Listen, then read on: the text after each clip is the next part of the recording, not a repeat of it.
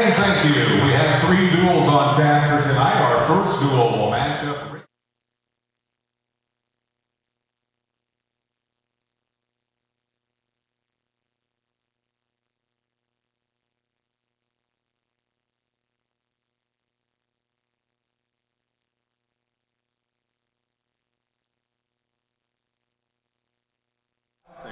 For the wrestling.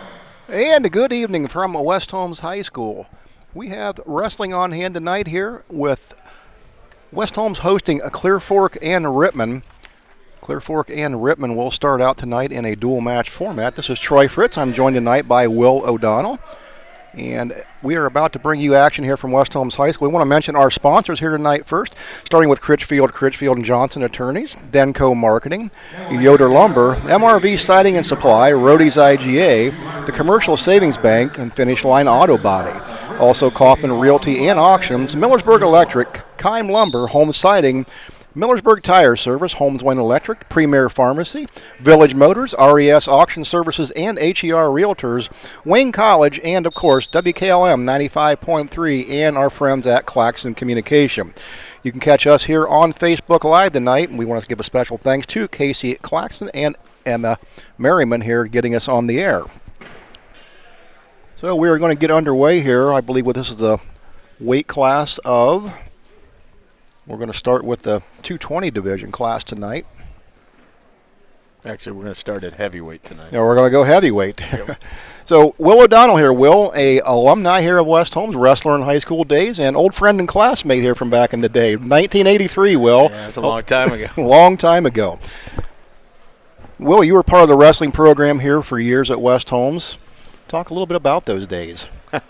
Well, sports changed a little bit from our day. We were laughing. You said the last time you saw me, I was running up and down the bleachers with a garbage bag on. And yeah, that was about 37 years ago. But no, the sports changed. Kids are smarter about the way they cut weight, their diet, they weight certification, they body fat test, they hydration test. They tell them how low they can go, how quickly they can get there, and a lot smarter about the sport. And obviously this year's been some unique challenges with COVID and how we're addressing that as a sport, and it seems to be going well. Though I think we've had our hiccups, but it seems like we're getting through it and we're getting ready for that postseason. Yeah, absolutely, and it has been a strange year in all sports here. And you would, thinking of COVID and how it would affect a lot of sports, wrestling was definitely one that was up in the air whether it would even happen or not with the close contact, obviously. Yeah, and the way it ended last year was heartbreaking for some kids, especially West Holmes. We had a couple kids that were looking to go to state and stand on top of that podium, and to see it get taken away was disappointing. It's good to see the sport back on the mat and see us taking care of ourselves this way, and hopefully those kids get a chance to go down and compete this year and show their stuff at state. Absolutely, and that's a good point. It's just great to see kids in the gymnasium because it was an unknown coming into the year, and but nonetheless we're here and kids are getting to enjoy their sports they worked hard at, and so we have Rittman and Clearfork here heading off tonight in the heavyweight division. We're underway.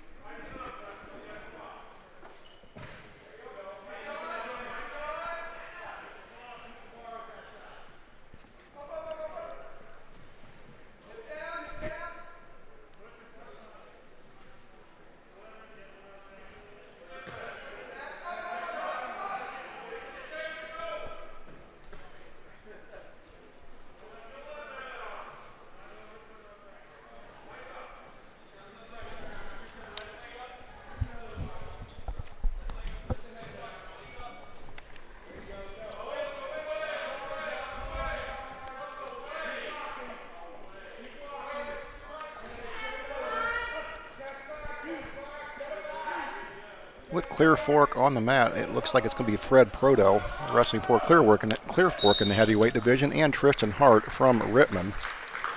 Yeah, and I'm not sure if they did a coin toss to decide what weight class to start with, but the Clearfork wrestler there was able to get on top, get a nice power half, and turn his opponent over to his back. And unfortunately, at heavyweight, when you get on your back, it's a little harder to get off for those guys than maybe this next weight class we're going to see. Absolutely. Okay, so I think that was an exhibition match.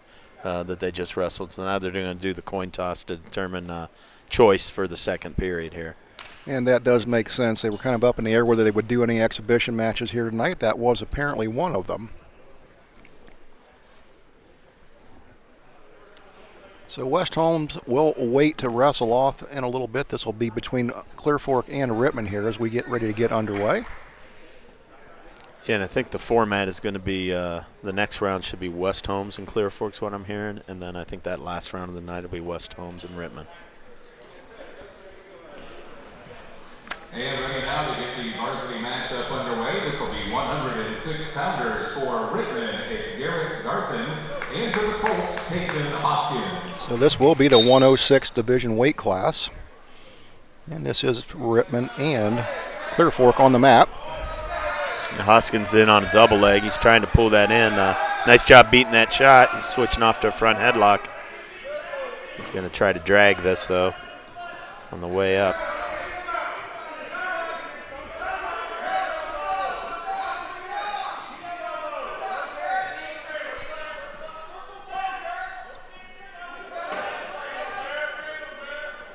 Still got that front headlock. It's a good advantage position. You don't want to give that up. Chasing it to a near side cradle. This could be back points.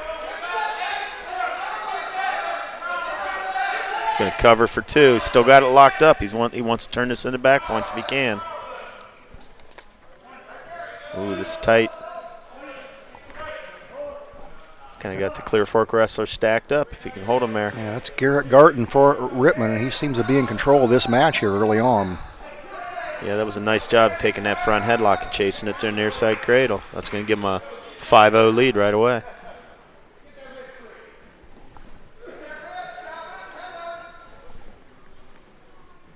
Looks like Hoskins trying to get out of that just by escaping the ring to get out of that headlock. Yeah, you don't want to be obvious about it, but you definitely want to know where you're at on the mat and see if you can get back to center for a fresh start.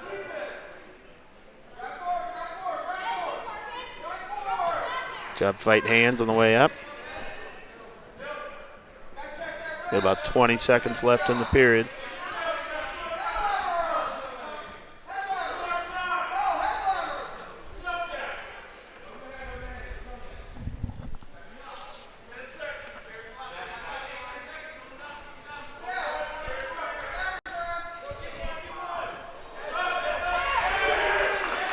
We got a reversal there right at the end of the period. Yeah, and a good job there by Hoskins to get a couple points on the board before the end of the period. So with that, we'll close the first period of this match with the Rittman wrestler holding a 5-2 advantage. It's Garrett Garton for Rittman. Yeah, he chooses the down position here. He wants to get that escape, see if he can build on that lead.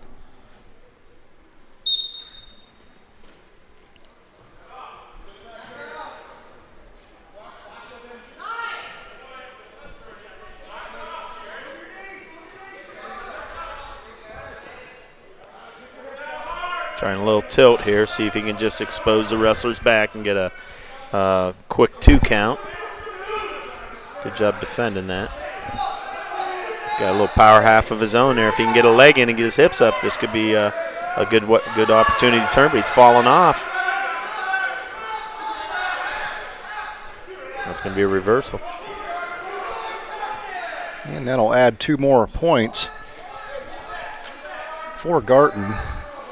Now we'll jump out to a 7-2 advantage. We've got about a minute and 5 seconds here remaining in this second period.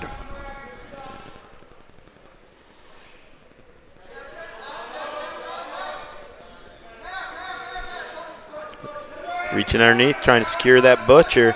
Going to walk that over. That's a nice hold. Going to go to reverse half and try to scoop that head. He is close to getting him turned over onto his back here. Yeah, I think at this point it's a matter of going for the fall because he secured the 3. Hoskins fighting hard to try to avoid that pin. Yeah, but this is a tight hold. It is indeed. The referee's getting down there and looking. So right now the score will be 10-2 if the period ends. 20 seconds left. Can he hold on?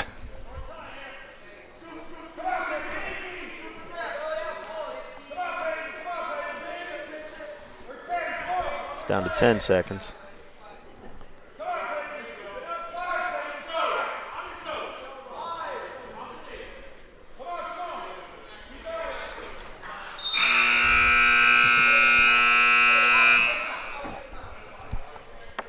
And Hoskins going to survive that period, but as you said, Will, that score will go out to 10-2. Garton holding the advantage for Rittman. Yeah, and that'll be, 8 points at this point is a major decision, which would be a 4-point team points for the winning wrestler. Absolutely. Took that out of there with a nice quick takedown now. Yeah, one thing with these wrestlers in this lighter weight class, you see a lot of scrappy kids pretty quick.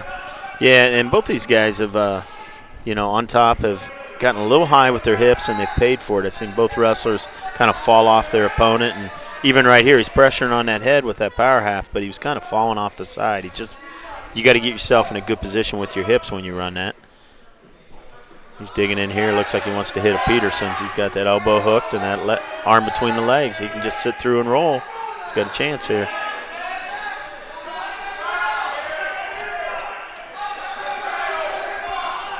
And at this point, Hoskins is looking for the pin. Yep. Once again, those hips got in a little bit of bad position, and the Rittman wrestler was able to hip up into him.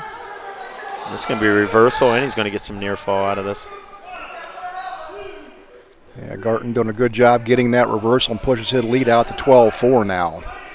Yep, and he's got 3 back points that haven't been scored yet because they got to look for the fall, so it's 15-4 at a minimum. And, he wants those bonus points for his team. That pin's worth 6, so right now he's got a 4-point decision. And Clearfork wrestler fighting back to his stomach, and that's big. Sometimes saving your team that point or two can be all the difference. Absolutely. Well, we're under 30 seconds remaining here in this match. Garton for Rittman holding a 15-4 advantage over Hoskins from Clearfork.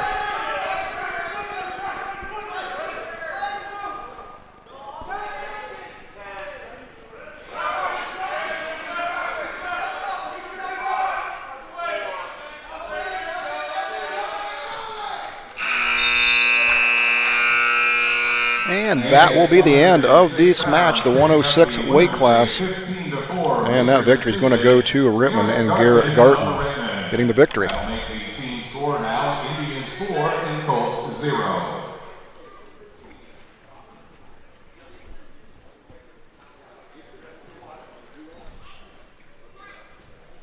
Now we'll go with 113 pounders on the mat. For Rittman, it'll be Jacob Gibson, and for Clearfork, Jackson Swank.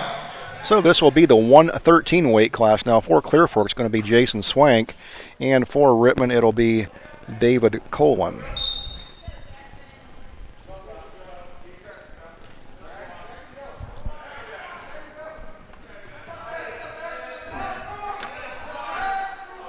Nice high crotch there, switches off to a double and gets the takedown. He's going to let him up, try to score some more on his feet. So Clearfork wrestler jumps out to a 2-1 advantage here early in the first period. Good snap down to a front headlock. Wants that cement mixer. This is tight if he can get him. To the Rittman wrestler, you really want to fight that hard. He's got him over. This is tight. Swank in control here early. He's got Colin in a bad position here. 1 minute remaining in this period.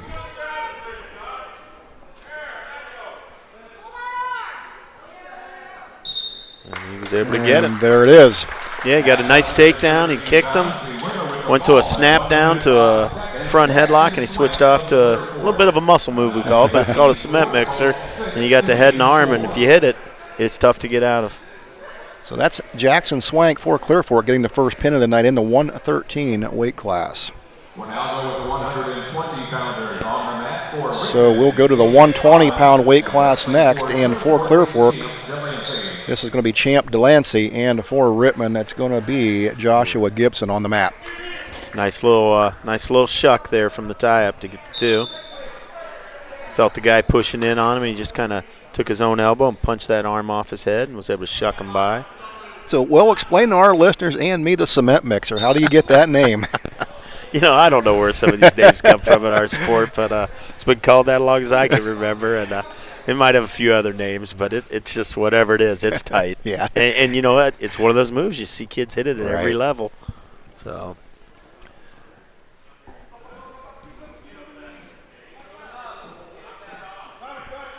And there's a butcher. There's another nickname for you, but butchers and cement mixers. Yeah, you bundle both those arms up underneath that guy, and that's a nice tight turn as well. Like guys like to combine that with a far side cradle. I know West Holmes will run that move. You'll see that tonight from us. And at 120 pounds, the winner with a fall at 48 seconds. And so there's Delancey for Clearfork getting the pin here as well. So Clearfork getting 2 pins here back to back. Yeah, and that's really, in our sport, that's the name of the game in dual mates because, you might win 2 decisions, but 1 pin equals that. So right away, they're down 4-0, and it's 12-4, just like that. Absolutely. Joshua Gibson, and wrestling for Clearfork is J.R. Carmen.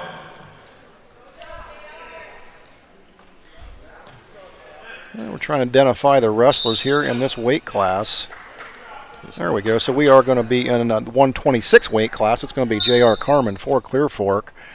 And looks like it's going to be Joey McGuire for Rittman on the mat.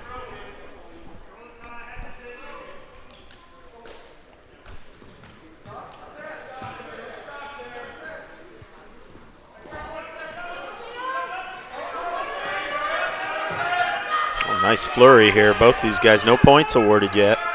Yeah, good action here early on. Both wrestlers getting after it.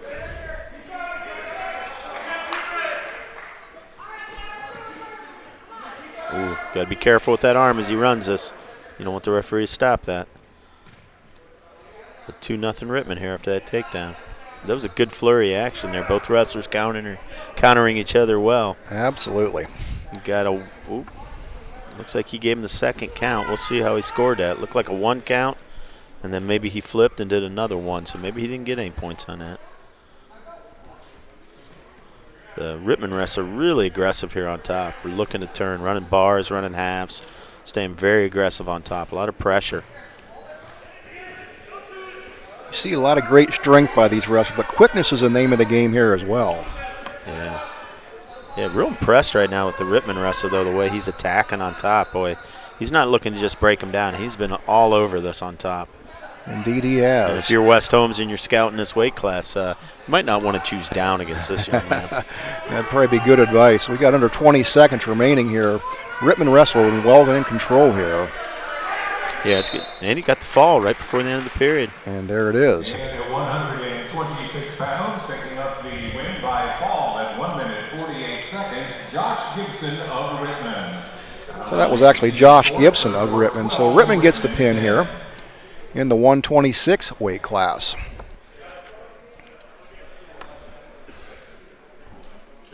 And while we got a break, they're sending the next wrestlers to the mat. We're getting ready for the 132 class. We'll mention our sponsors here again, our first group of Critchfield and Johnson attorneys, the Denko Marketing Company, Yoder Lumber, MRV Siding, Rody's IGA, the Commercial Savings Bank, and Finish Line Auto Body. And again, we hope you're getting to join us here on Facebook Live tonight as well as YouTube Live. 138 pounds. We're glad you're joining us here tonight. Good night to be indoors watching a little wrestling as the weather outside has turned rather inclement tonight. Well, again, Troy Fritz here alongside of Will O'Donnell at West Holmes High School. They will now go 145 pounders. With Clearfork, Rittman, and West Holmes hosting. Well, we have no opponent there for Clearfork, so they'll get the forfeit.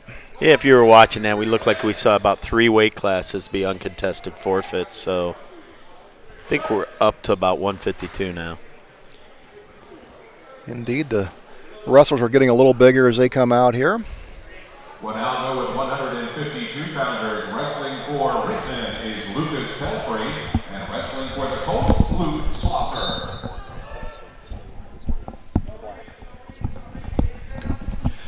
So now we are at the 152 weight class. And that's going to have Lucas Pelfrey, or excuse me, not Lucas Pelfrey. It is Lucas Pelfrey on the map, along with Luke Schlosser from Clearfork. Ooh, nice shot right there. Good low single. Let's see if he can finish that. Got to get up off your knees. Good quick shot. Indeed it was. There's that first step of quickness that you look for.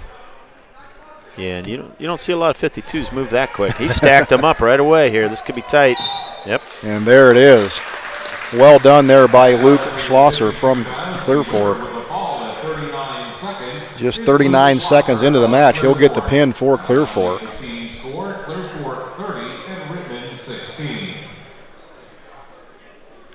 Well, Clearfork holds a current 24-16 advantage in this match. Looks as though Rittman will be forfeiting, so picking up on the forfeit win at 160. So in this match, the 160 class, Rittman will forfeit in this match, and Josh Fenton will get the uncontested victory for Clearfork.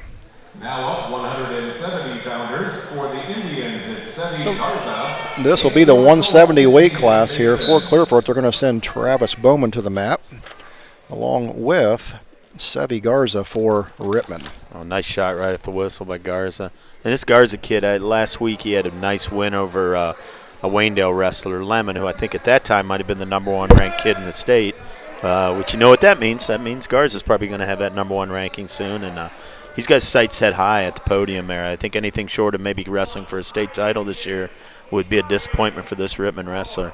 And I think he's a senior, and he's had a nice career. And I know he's want to tap it off here after missing out on that opportunity last year. Absolutely. And you mentioned the Lemon from Waynedale, and well, that was a name that was dominant in wrestling back in our days in school, in your days wrestling. Yeah, that's a big wrestling family, and that's a quality opponent. And I'm sure those kids are going to see each other again, probably in the sectional, in the district, even maybe. And who knows, maybe it's state. Absolutely. Garza took him down with a nice shot right away. He's working on top. He's got a little bit of a claw tilt there. He's working. Yeah, Garza's raced out to a quick 8-0 lead here, just under a minute remaining in this first period. He's on top working his bars. I mean, some of these guys like this, he instead of just kicking a guy out and taking him down, he's looking to work some solid turns here. Another good tilt. And while he's working towards that pin, he's building points. And has the Clearfork wrestler in a deep hole here early. Yeah, and I think we're already at 14-0, so all he needs is one more point to secure a tech fall here only in the first period. So we'll see what he goes with. He's got the bar up on the back. This will be tight. See if he has enough time to work for the fall, though.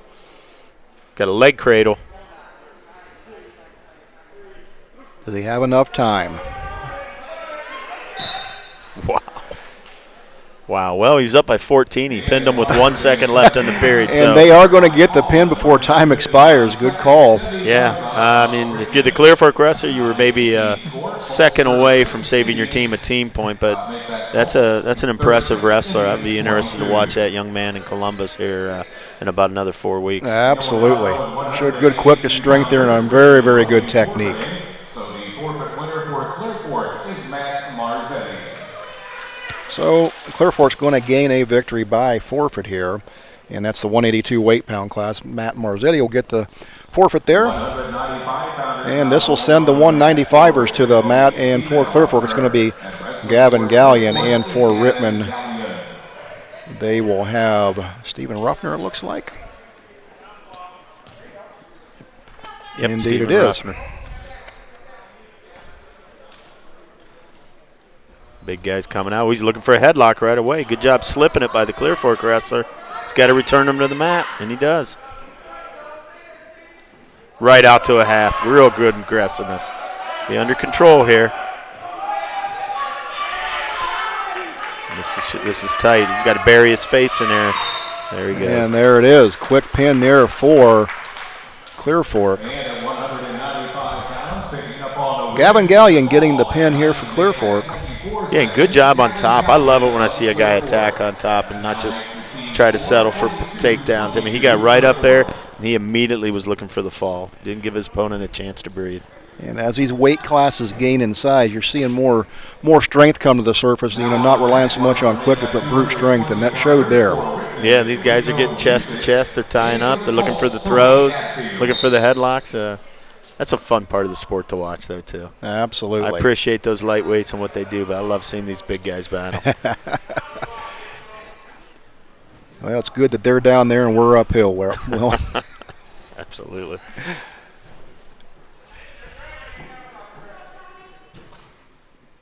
So Clearfork holding a 42-22 advantage as a team here as we're getting deep into the weight classes.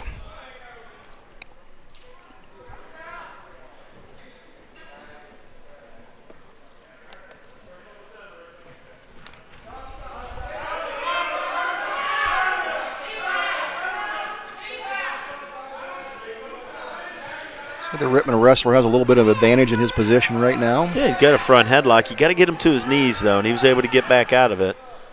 He's taken a couple shots, the Clearfork wrestler, and the Rittman wrestler has been able to defend it. When you get a guy in that front headlock, though, you want to be able to score from there. Absolutely. And Clearfork, another program, has had a very strong wrestling program over the years as well.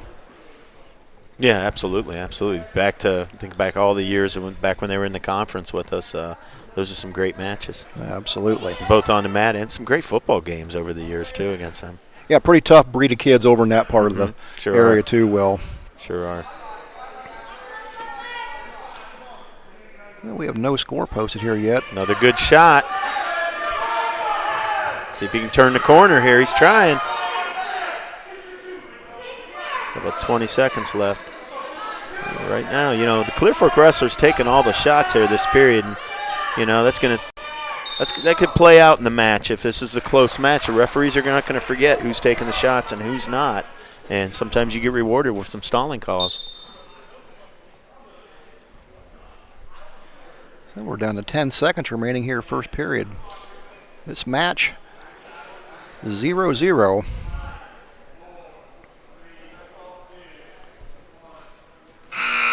And that's where we will end the first period.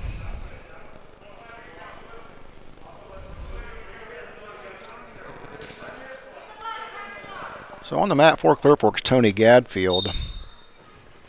And looks like it's going to be Rico Bustic out here for Rittman.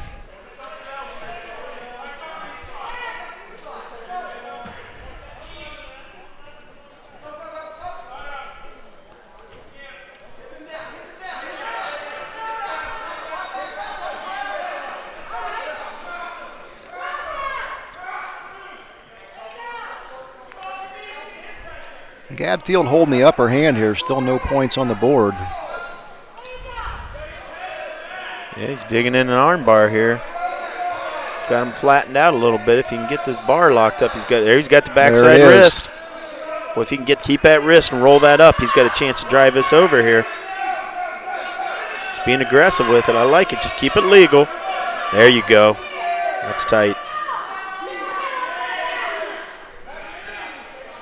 Now Busick finds himself in trouble. Yeah, he's got to reverse off here. He's got to take his arm. Good. Good job on top. Absolutely. So winning the 220 division for Clearfork again is going to be Tony Gadfield.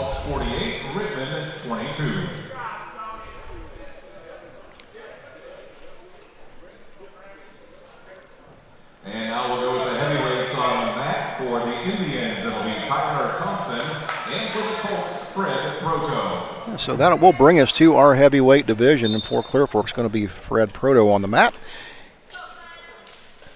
and Tyler Thompson for Rittman.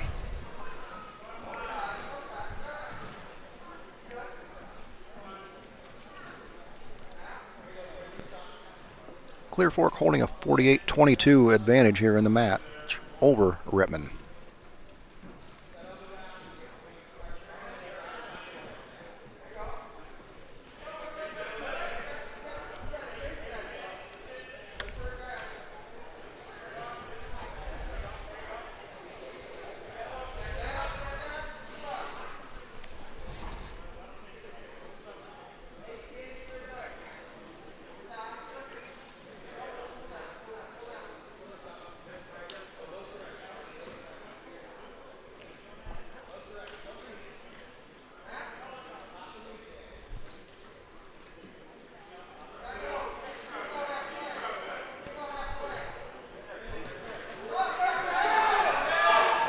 Nice move there by Proto for Clearfork.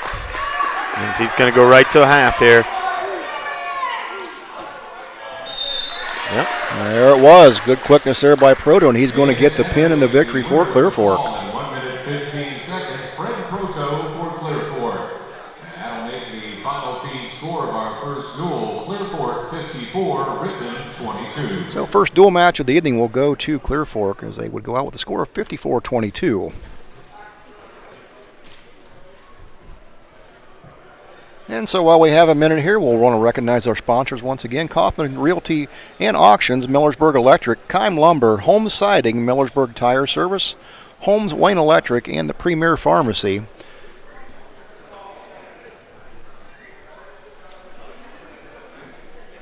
And so coming up next, we're going to have Clearfork and West Holmes in this next duel.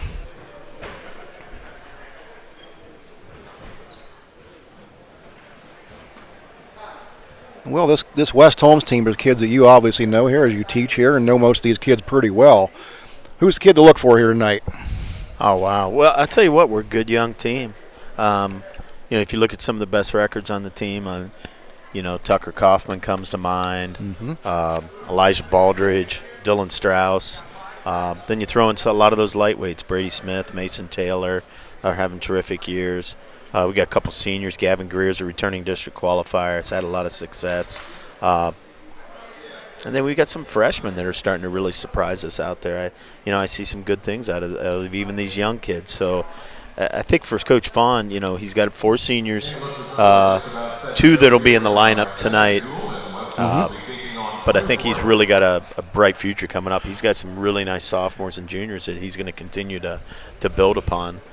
The kid I'm looking forward to watch right out of the gates, because last week he had 2 forfeits, is I want to see our 6-pounder Brady Smith tonight in action. Yeah. Those of you who hadn't had a chance to see him wrestle, he's fun to watch. He's quick. He's explosive. He's one of those typical 6-pounders that you see out there that has, good quickness. I want to see him and Mason Taylor get some matches tonight. There you go. And, talk about some of these players. You mentioned Elijah Baldridge. Knowing that family a little bit, wrestling kind of becomes a thing of culture, does it not, Will? I mean, when you have that in your blood and in that system, it just kind of feeds itself. Well, and I think if you're Elijah with Josh and Steven and all the other Baldridges above you, it's a matter of survival. You better wrestle at home just so you can survive. Yeah. You get some big brothers that are ready to beat you up. So you better get tough or get out. And, boy, he's one of the toughest ones. So he's going to be fun to watch tonight, too. Looking at this, I think he shouldn't get forfeits. We should see him get a couple matches. And he's a powerful sophomore. He is fun to watch him wrestle, his style. Yeah, this West Holmes program, you look back over the years, even going back to your days, well, I mean, there's a great wrestling tradition here at West Holmes. There's been a lot of success, great coaches, great wrestlers here over the years. Well, and I think it becomes a culture, and I think, it started – back when we were in high school, Lindy Rogers was a terrific coach, came in here and was here at least 10 years, if I remember, produced a lot of state qualifiers, some of our first ever state placers. Exactly. And then Jeff Woods took that helm for well over 20 years, and then he passed the torch to one of his former wrestlers, Scott Vaughn, who was a state runner-up and a terrific college wrestler, an All-American himself. So, it's kind of success breeds success, and I think there's an expectation of it.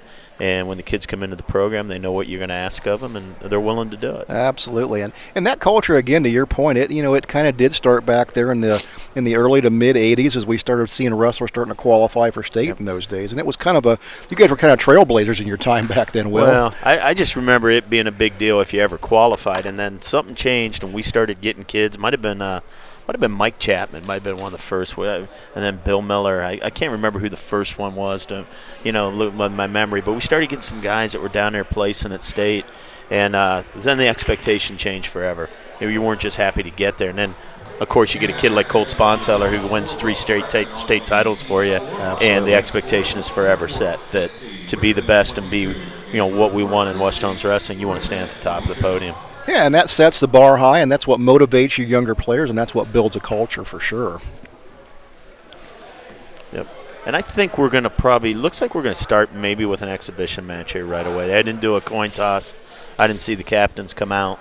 And we'll go now with the junior varsity matchup at 106 pounds for Clearfork. So these are a couple JV wrestlers here. Yeah. For West Holmes, Kylie Couch. And for West Holmes, this is Kylie Couch. I believe she's a sophomore. Competed last year in the first ever girls state tournament for West Holmes. And I know this Sunday she's got a regional qualifier up in Cleveland to try to qualify for her second state tournament. And I think her goal this year is to place at 106 in girls state. That's awesome. You've seen these young ladies get involved in the sport out here. It's great that they're out there competing and they have the desire to participate in a sport like this. Well, and Kylie's tough. She works hard. I got her in my weightlifting class, and you look at her out here. She got the first takedown. She's locked up a far side cradle already, and she's looking to finish this match in the first 30 seconds. She is indeed, and she did. And our junior varsity 106-pound matchup, the winner was quite impressive. No, Kylie works hard. She's got good technique. I mean, you watch the things she does. She's technically solid.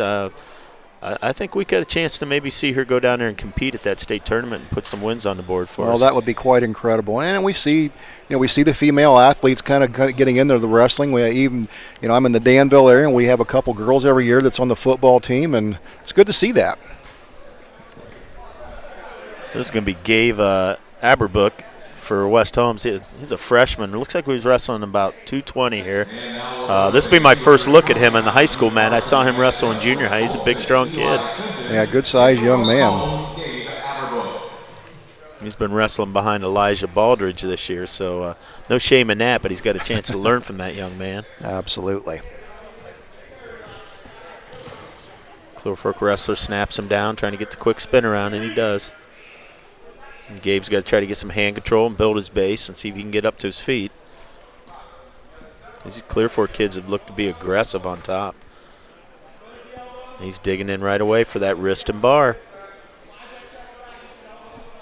If you're a West Holmes wrestler, you better not take any breaks on bottom because Clearfork looks like they're really coming after it on top. And they indeed are.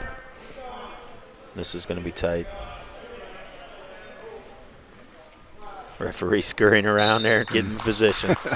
Yeah, and there is a pin for Clearfork. 220-pound junior varsity matchup. The winner with a fall at 46 seconds, Eli Fenton of Clearfork. And there's another JV matchup there. The coin toss here for the varsity matchups of captains. One each to the center. And we'll get ready for the coin toss here. We'll give you another list of our advertisers here. We start with Village Motors tonight. Thank you for their sponsorship. RES Auction Services and HER Realtors. Wayne College, and of course us here at WKLM 95.3 and our good friends at Claxon Communication. Bringing you the action here tonight on Facebook Live. You can catch it on YouTube Live as well.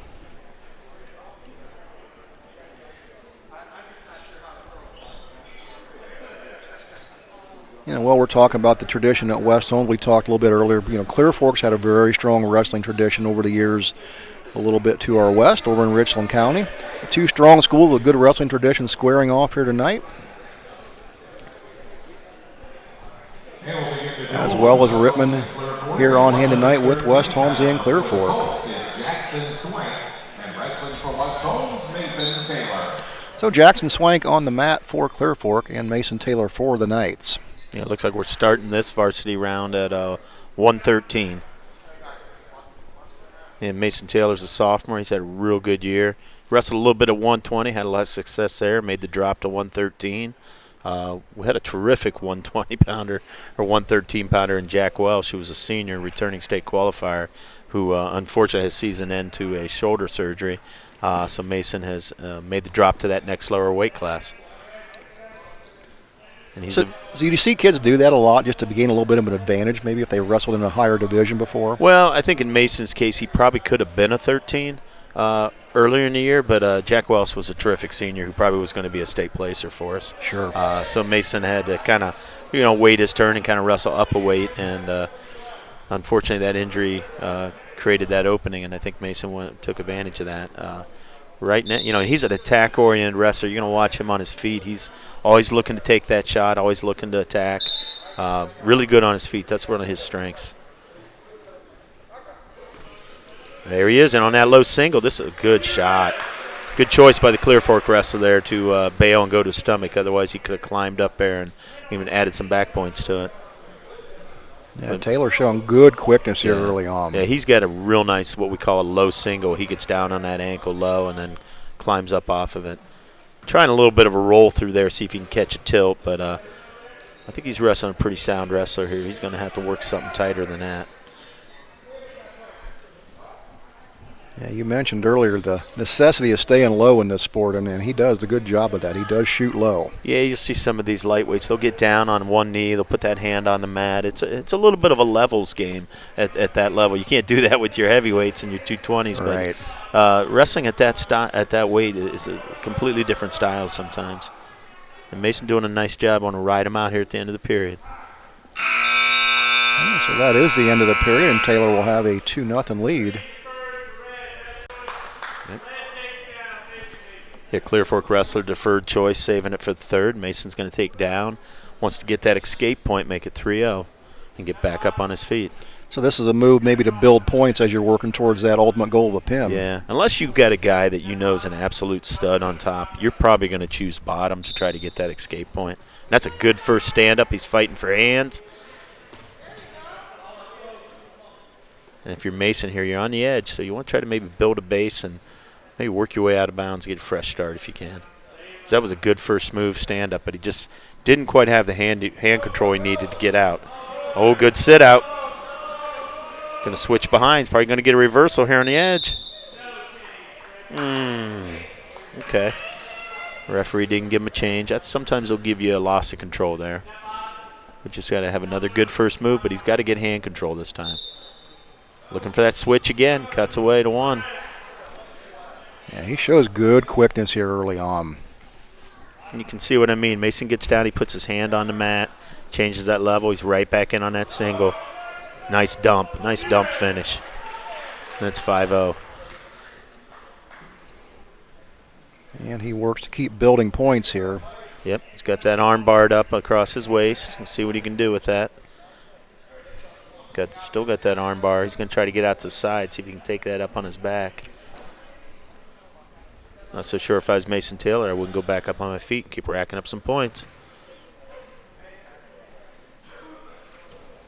And he has seized control of this match here early on, just under a minute now in the second period.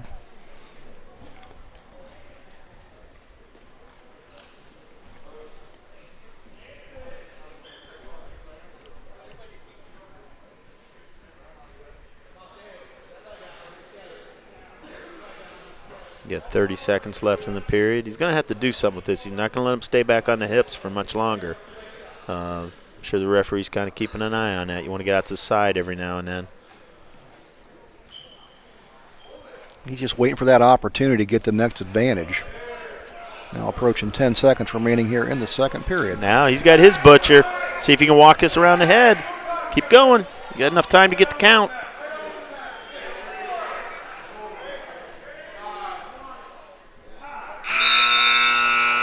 And Clearfork Rush will be saved by the bell.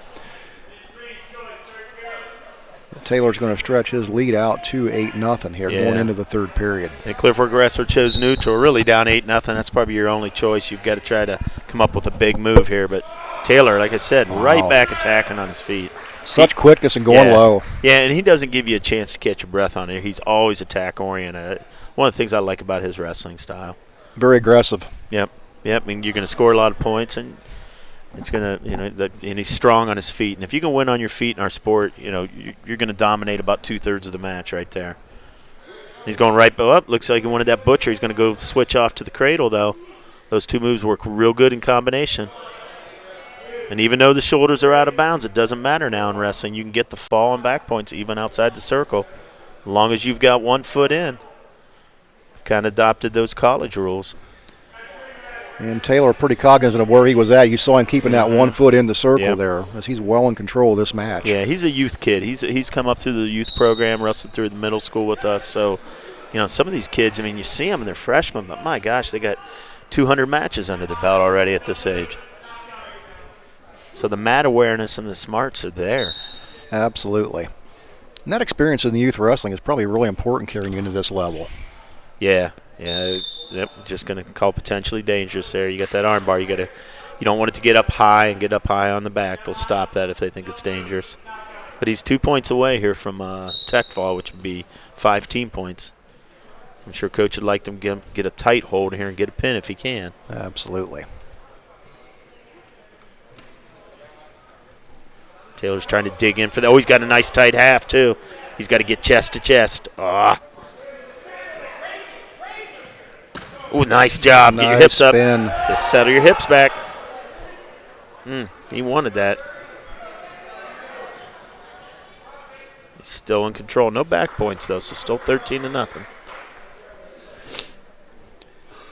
Yeah, Taylor's quickness has been very, very impressive here. He's got a 13-0 lead. We're under 20 seconds left in the match. Taylor well in control. Yeah, and I'd say he's an example of he and Brady Smith work out together, I think, a lot in the room. And, that's good. You see those two guys have very similar styles of wrestling, the way they attack on their feet. And I think they probably help each other and push each other in the room. Absolutely. 10 seconds. Coach wants that. Right now it's only a major decision.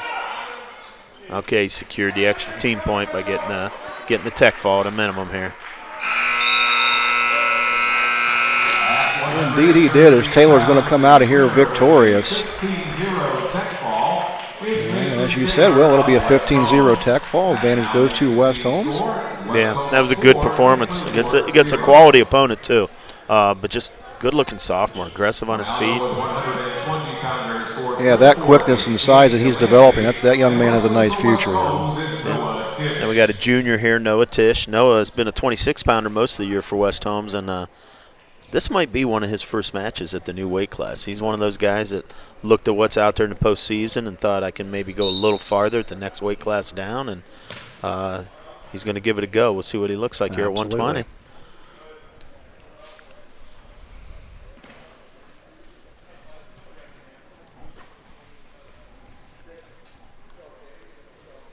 With Taylor's first round victory there, that gives West Holmes a 5-0 match lead.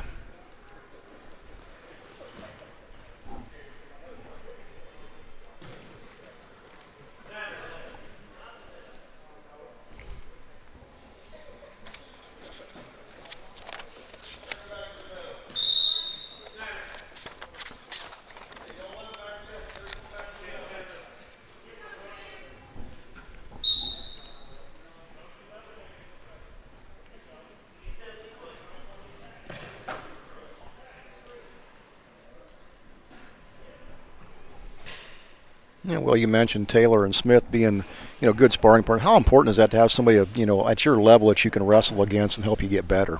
Oh, it's everything. I mean, you look at state, when you see a quality wrestler down there, there's usually another kid just as good, either the weight class above or the weight class below.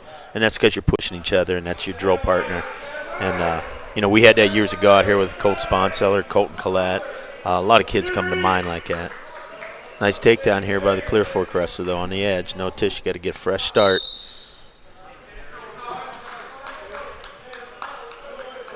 So Clearfork wrestler will have a 2-0 advantage here. 40 seconds remain first period. If you look at last year, it was Masters and Woods, wrestling each other every day, making each other better. No, a nice combination there. You got to get hand control, though. He likes that switch as a first move, and then he changed off to a stand-up, but you got to have hands. He's got one. He's got to try to secure a second one. If you can't get the hands, they're going to lift you and return you to the mat. Try to get an escape point would be big if you can stay on the mat here. Don't let him take you out of bounds.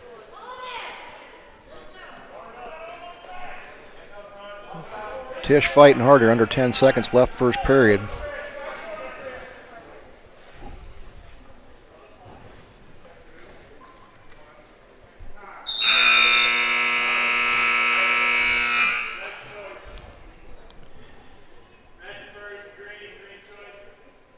And so we'll move to the second period. Clearfork with a 2-0 advantage. Interesting choice there. Clearfork wrestler chose neutral rather than taking bottom. Maybe they know a little something about Tish on top. But you'd like to get that escape point. So if this would be big if Noah can just come up with one takedown, because he'll get choice in the third. He's got a good shot here. Them wrestlers whizzer, and if he can get that arm out of there, this might be a stalemate situation here if no change occurs soon. We're going to get it potentially dangerous. It's a good shot. Noah's got to feel that whizzer and try to kind of limp arm out of that, as they say. Good battle here early in this match. Both wrestlers trying to feel their way around this. Yeah, both guys are kind of a little tentative here as far as working towards a tie-up. Both guys staying low. Most of the shots have been more of a kind of a feel you out shot, kind of a set you up. You're going to have to get an angle if you want to get a takedown on one of these guys. You can't come straight in. Right now, Noah hasn't been able to find the tie-up or the setup, really, I think, that he wants to get him that good shot. So in a match like this, it's kind of a matter of patience and looking for that weakness in your opponent and taking advantage when the time's right. Yeah, and, you know, we're only at the halfway point. I mean, we've got a whole half the second, half in the whole third. Noah looking for that go-behind. He's in an advantage position here. You want to try to score from this if you can. Nothing fancy. He's been looking for a shuck. You at least want to secure this position, see if you can chase something. Because if you know a Tish, you're probably going to take down in the third and try to get that escape point, make it 2-1, and then a takedown wins it. But boy, a takedown would be huge here in the final 40. Indeed.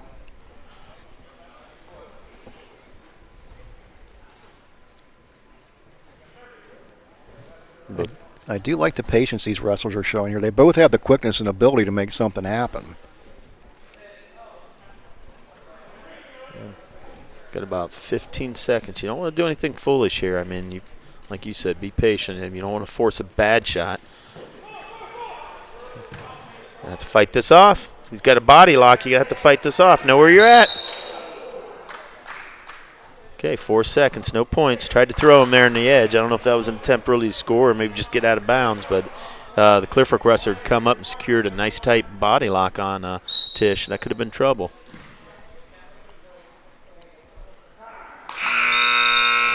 Yeah, and that's how we'll end this second period. It's a good match here. Both wrestlers trying to figure it out. Yep, Noah's going to take down, try to get that escape, make it a 1-point match. And sometimes in a match like this, too, you put a little faith in your conditioning, and you hope that you're the guy that's got a little more wind in the final minute. And that conditioning and endurance is definitely important when you get into these later stages. Noah's got to build a base here. He's got to try to come back up off his stomach, try to build that base. Clearfork wrestlers kind of staying back on the hips here. We'll see how long a referees give them before maybe they give a warning there. He's going to have to come off the hips and work something.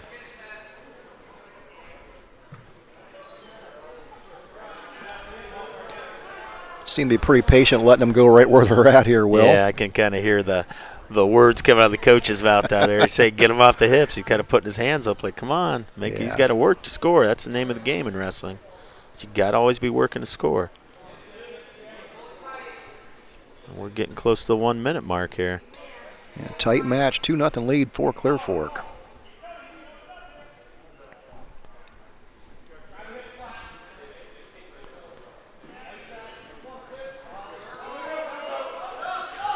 Don't let him take you out of bounds. Coach Vaughn down there trying to let the referee hear him. He's telling him. He's telling his wrestler what's going to happen. He's hoping the referee's listening. I'm pretty sure he heard it because we heard it up here, Will.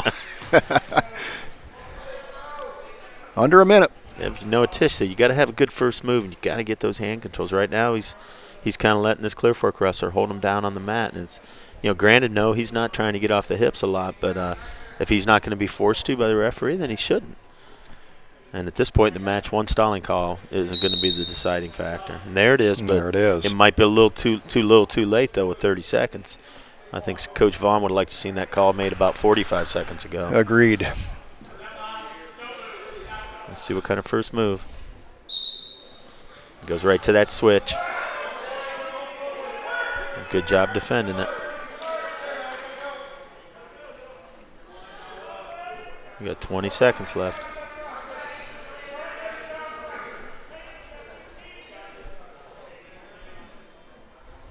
And he's doing a good job. He's not on the hips. He's out to the side. He's trying to feed that arm through. And I think he's going to be able to ride this out. Yeah, Tish just not able to find an opportunity to make anything happen.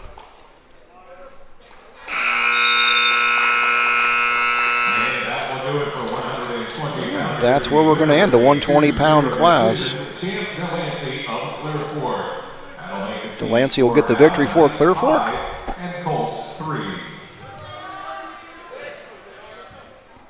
So West Holmes will have a 5-3 advantage. This will be the 126 class. And wrestling for West Holmes. Yeah, J.R. Carmen, and then the senior for West Holmes, Corbin Miller. Saw him in action last week against the Medina duel and put together a nice match. Got a little sloppy, unfortunately, right at the end of that match, but up until that point, it looked really solid.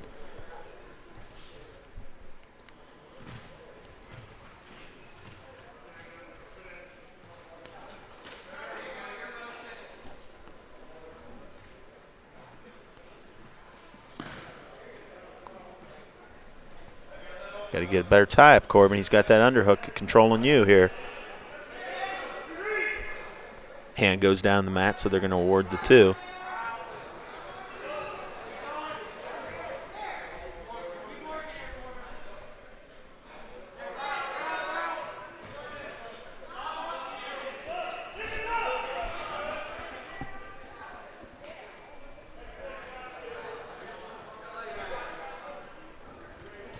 Good job. Good job controlling the hands, getting that escape. He's got to control that tie-up. This kid's strong, and he got around that back with that underhook. And had Corbin actually made a decision, I think, to kind of bail and give up the takedown because he didn't like the position he was in. Ooh, fight through this. I'll tell you what, this is Carmen for Clearfork. He's an explosive kid. He's trying some big moves there. Yeah. Corbin was able to get out of that, but he almost got hit in a cement mixer of his own here. There's that term again. But, sometimes when guys like that, and he's strong early in the match, you just got to kind of weather the storm and try to take it a little deeper in the match. Or maybe those moves won't be quite so powerful. But 2-1, you're doing your job, Corbin. Just finish this match. Good, smart 30 seconds here. And you'll find that as these matches grind on, some of that quickness wears off for your opponent as they get a little fatigue. The starch comes out of you sometimes, especially if you try to hit big moves that are powerful moves. I mean, you can do that so often, but eventually, you're going to run out of steam too. Corbin in here on his own leg attack of his own. See if he can finish this for 10 seconds. Got to get that arm back, Corbin. Cover that hip. They gave him the 2. Covered the hip. That was a big takedown right at the end of the period there. 3-2 Miller. A nice move there by Miller for the Knights. Miller showing great quickness, and strength of his own. They're going to put Miller down. He got away once, so they probably feel confident that he can do it again. The Clearfork wrestler looked like he deferred choice to keep it to the 3rd.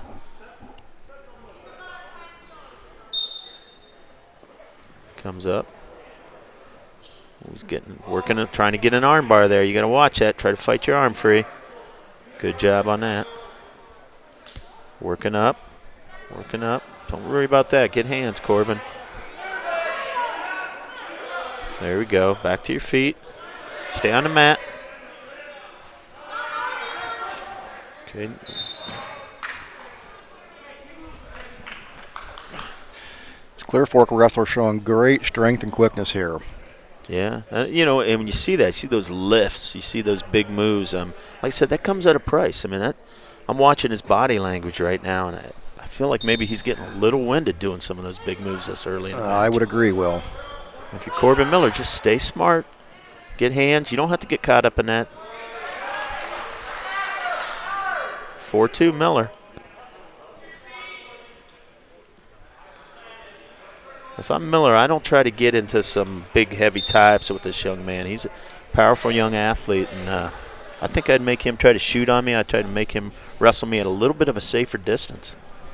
Easier said than done, though, I guess. Absolutely. Yeah, you get in too tight here with this Clearfork kid, you might find yourself in big trouble quick. I think if he catches you, it's going to be tight. I think I really wouldn't tie up with him if I was Corbin. I'm sure his coaches are probably giving him some advice on that.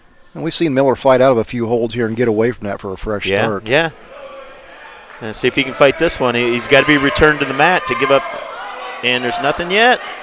Nothing yet. I don't like where he's at here, though. I really don't like this. There's no points awarded yet. Oh, we got an injury. I don't know. We'll see if they award points here. Sometimes you might get points awarded. And well, some of the joys of wrestling you're seeing right there. It's not always glorious. Yeah, that's why we have trash cans everywhere. Absolutely. But, and I do remember seeing those days, Will. And I don't know. It looked like he kind of got high, was up on Corbin's back, and Corbin kind of fell down, so he probably caught probably caught all of Miller's weight right into his stomach when he landed there and probably got the wind knocked out of him. I think Coach Vaughn wants the 2. I think he might have got the takedown awarded to Corbin. I think he's asking if he got near fall too, but I don't think they're going to give him that. Yeah, they definitely gave him the 2 on the takedown. Yeah, and that's going to make it 6-2. And I'll tell you what, this has a lot of the feel of the last match Corbin Miller wrestled against Medina. He was actually up in that match 8-2 and just late in the third made one little mistake as he took the wrestler to his back. And I think if Corbin Miller just got to be patient, wrestle within himself, and not rush anything here.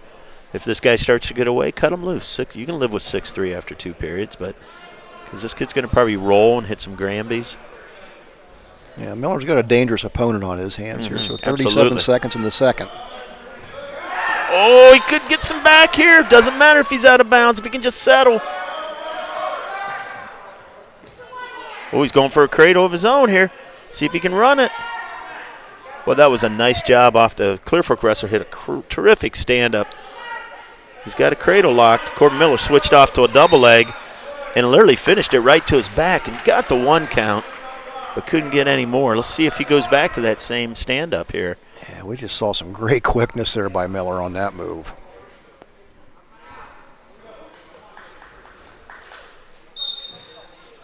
Okay. Try to return him to the mat safely here. You got 10 seconds. He's going to have to make an effort to return him. You can't stay on your feet much longer or you'll get a stalling call. There's one of those rolls, and he dropped right to a leg, though. Good job. Good job. He was out, but you've got to square up and face the guy completely and get a clean break to get that escape point. And Corbin Miller dropped right to that ankle. Yeah, Miller having a good match. Yeah. He's holding on to a 6-2 lead. We're starting the third period. Yep, Clearfork wrestler coming right out of the gates with a shot. He chose neutral, which tells me he probably wants to try to catch you and throw you because he's down 4. He needs a big 4 or 5 point move to get back in this match. Boy, and if Corbin Miller, just don't tie up. Just stay out front. Put your hands on his head. Keep him at a distance. And, keep looking to score, but you don't need to tie up and get in those upper body situations. That'd be playing into his hands. So time to wrestle smart here. Name of the game when you're up this much. Nice shot. Good leg attack. Good leg attack. That's where you want to wrestle. You don't want to be tying up, going for throws. Hit those shots. 8-2, exact same score we had last week. We just got to be smart here. I like what he's doing there, switching off to that double, right to back points.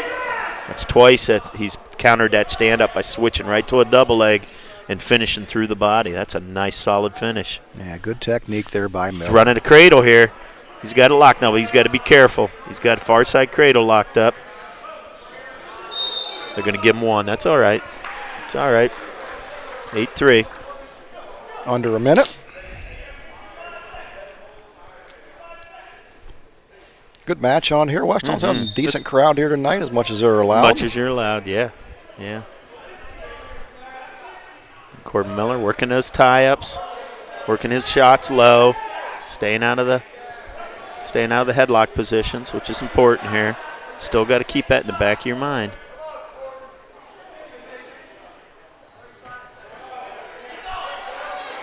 Watch yourself when you come up. There you go.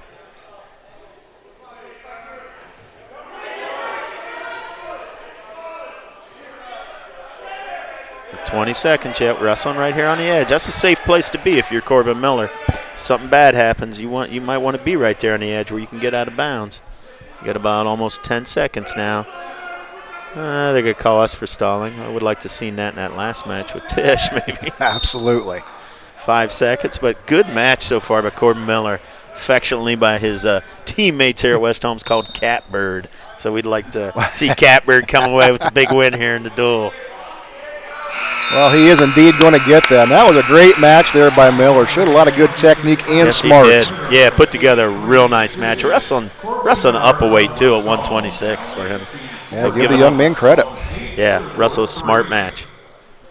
I'm sure he'll tell me about it at school tomorrow. So, Corbin, it was a smart match. Wrestled well. 132 pounders for Clearfork. Will, do they like to hear your stories from back in the day, or do they want to talk? Oh, gosh. No, they don't hear those old stories. But no, I'm proud of that young man. He bumped up a weight class for tonight as a senior and beat a good opponent. That's a good wrestler for Clearfork that he just beat.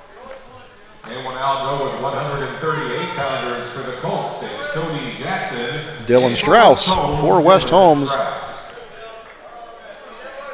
Yep, Dylan's a junior, having a terrific year.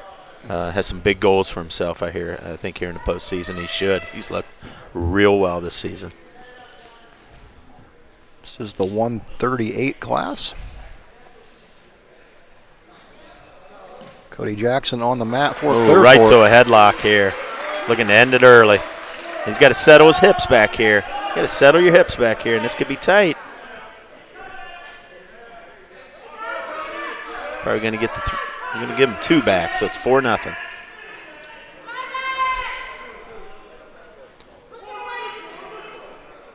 Going to be an escape here. Score should be 4-1. Yeah, Strauss, another one of those kids that's come up through the youth program, spent absolutely. a lot of time on the mats. Absolutely, and I tell you what, workout partner in the room with Tucker Kaufman. Terrific 138-pounder for us, 145-pounders. Dylan's actually wrestling up a weight tonight. They bumped him to 138. Nice little barrel roll there he hit, make it 6-1. Yeah, he's jumped on top here early, very aggressive. Yeah, you notice some of the wrestlers for West Holmes, some of our best wrestlers are really attack-oriented on their feet. They're really looking to score on his takedowns and turn those 2-point takedowns into 4- and 5-point moves. Dylan here working a nice little tilt. He had the elbow deep. I like I've seen him get some points out of that.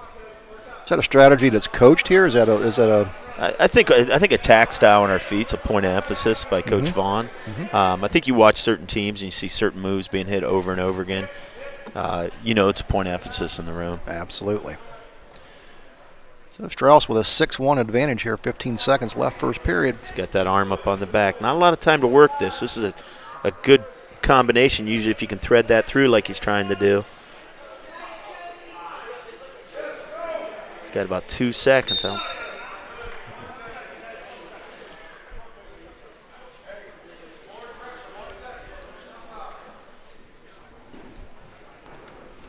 A good first period here for Dylan Strauss. Like I said, I've watched him a couple times, and I tell you, he gets out there and he attacks. He's the type of kid I would be disappointed if he's not at state and out there competing for us here in March.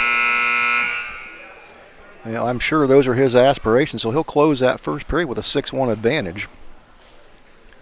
West Holmes currently in a 14-3 lead in this match over Clearfork. Clearfork wrestler chose down here. I'm kind of curious to see what Dylan does, see if he's content to try to turn or if he tries to get back up on his feet and score. Trying to watch the West Holmes coaches, see if they're giving him any signals or anything.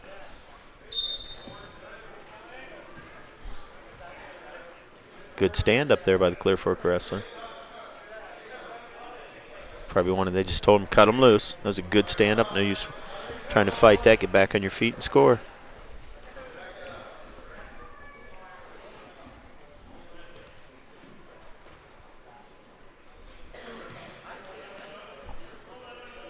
Watch yourself when you come up here. Oh, right to a body lock.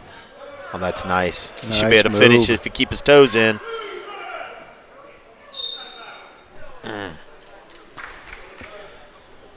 only going to give him the takedown. I thought maybe the referee could have gave us some back points there too, but he was a little slow to signal that control. And Dylan's going to go up on his feet. I think he knows he can take this guy down and maybe convert those into back points. So I think that's smart on his part. Stay on your feet where you're strongest and stay on the attack.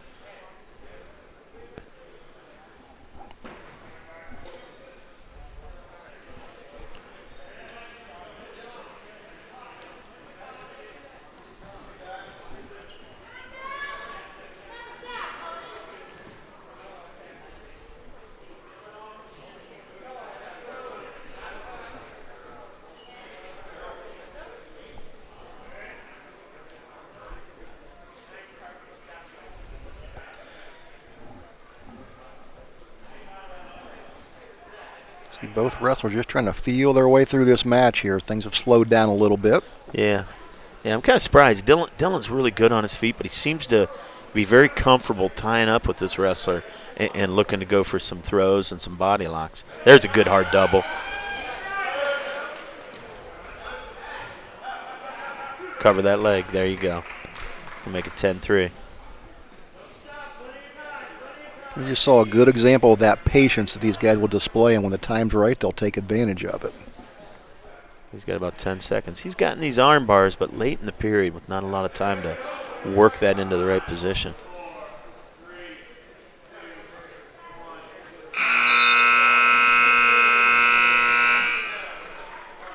A good period there by Strauss. He'll go into the third period with a 10-3 advantage. Yeah, Coach Vaughn's going to put him on bottom because he's got a 7-point advantage and he wants to get this up to at least a major. And I think you're probably hoping you can get a pin or a tech out of Dillon. But you definitely want to get the bonus points here. Absolutely.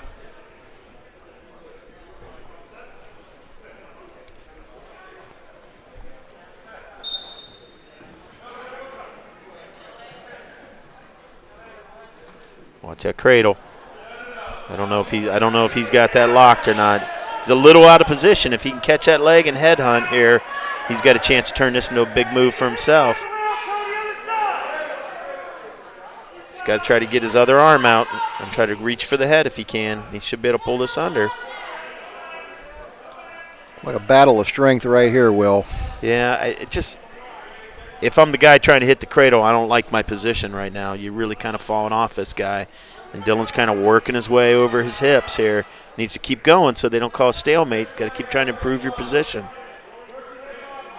I still think if he just hit a swim move with that left arm, there we go. There we go.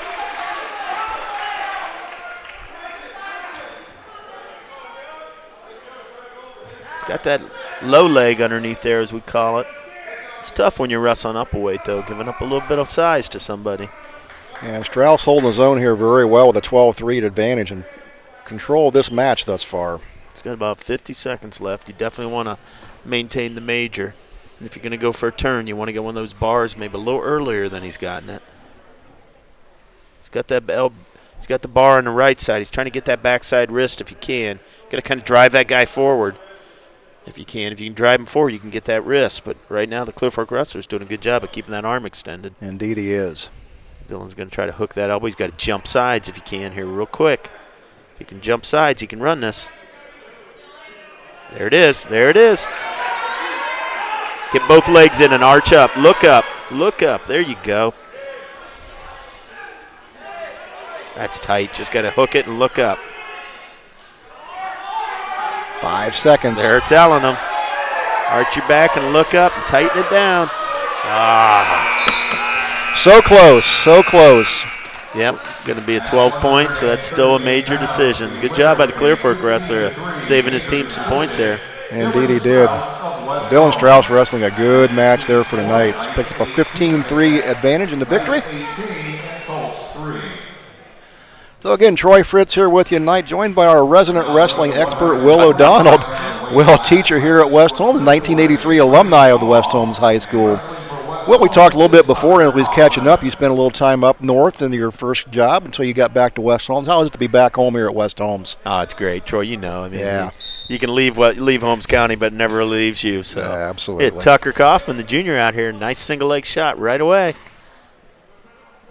Low in there. He's got a limp arm out. Good. Quick 2 for Tucker Kaufman, and this is a kid that works out every day with Dillon. You mentioned that earlier there, and there's that, you see that with these guys, they can spar against each other, and you see both of them, have a lot of success. Yeah, and I tell you, Tucker's one of these kids. He is always on the attack. I mean, boy, I hate to say it, but sometimes to a fault. It doesn't matter how much he's winning by. He is always looking to score points, in sometimes the strangest ways too. Yeah. You'll see some moves that we haven't even made names up for yet when Tucker hits them. And he's already up 4-2. So you can add to things like the cement mixer. Oh, I'll tell you what, yeah. With this young man, he will roll around, spin, kick. He's always looking to hit the big move. And you can see right now he's digging in. There you go. There's your cement mixer we talked about, Troy. There it is. Right out to it. And this should be the match. He should be able to finish it right here. Wow. Good job fighting through it. That was tight. Right back to a power half. Right back to it. Yeah, he's got power half. He's got to get his hips up. He's got a leg in here. I don't know how much leg wrestling he does, but, if you can get up on that head and work that power half, you can score some more points already, 9-2.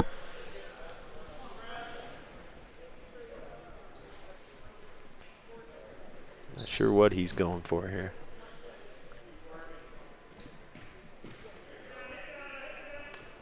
Well, as you said, he's holding the 9-2 advantage here early on. He's willing to try about anything. There you go. You got the power half. Got to push that arm through.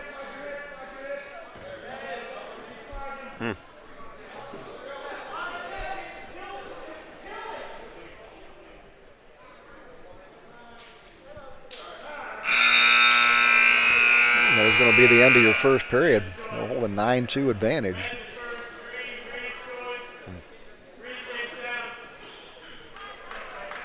Clearfork takes down. We'll see what Tucker does there. See if he tries to go back to his feet or score on the top right away. Looking for that chin back.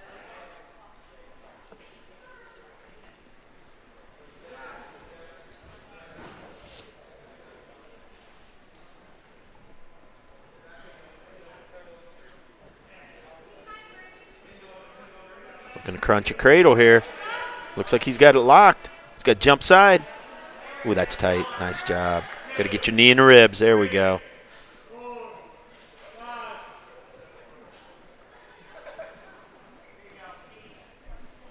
Should be a break of the hold. This should be 3. He should be allowed to work his new hold here. Yeah, just some of those little nuances you talk about, just putting your knee up in the rib cage of your opponent when you've got him in position.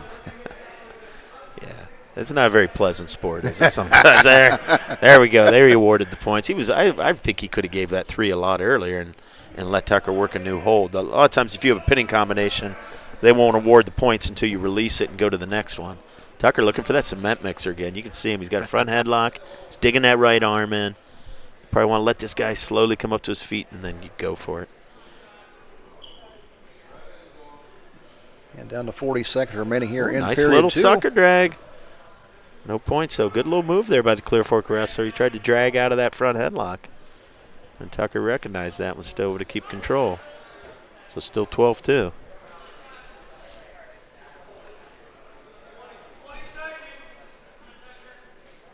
Kaufman been in control of this match from the start, holding that 12-2 advantage. Yeah, and he came out of the gates in a hurry. He didn't waste any time attacking on the legs. Yeah, I like the aggressive nature of this West Holmes wrestling team.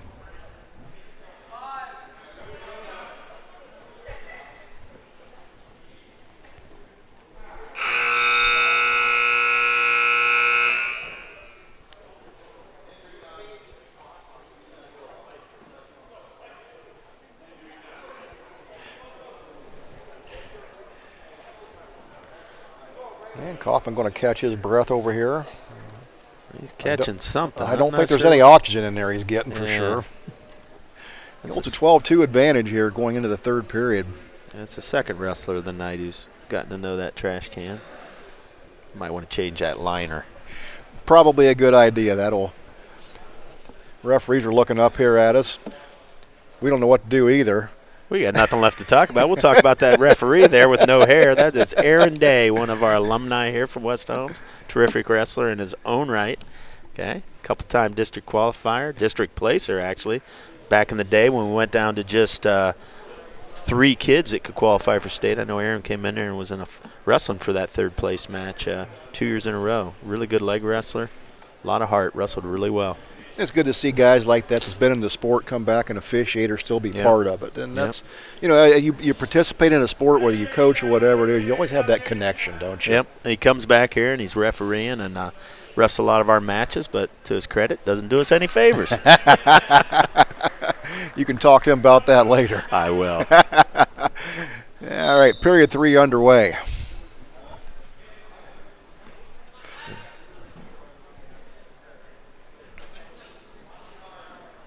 Clearfork wrestler trying to work his own near side cradle here. Trying to take that elbow in Tucker's head and see if he can drive that down to the knee. And Tucker, you got to get some hand control here, and then we can get up.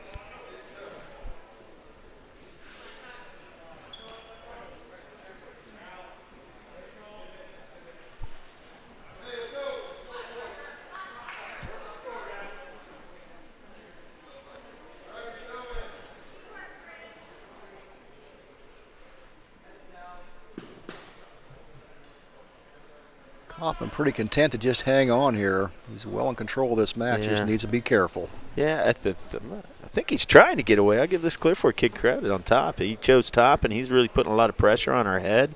I think he's trying to crunch us down. Looks like he wants a near side cradle, so you got to be careful. You can't just come up out of control because you don't want to get caught.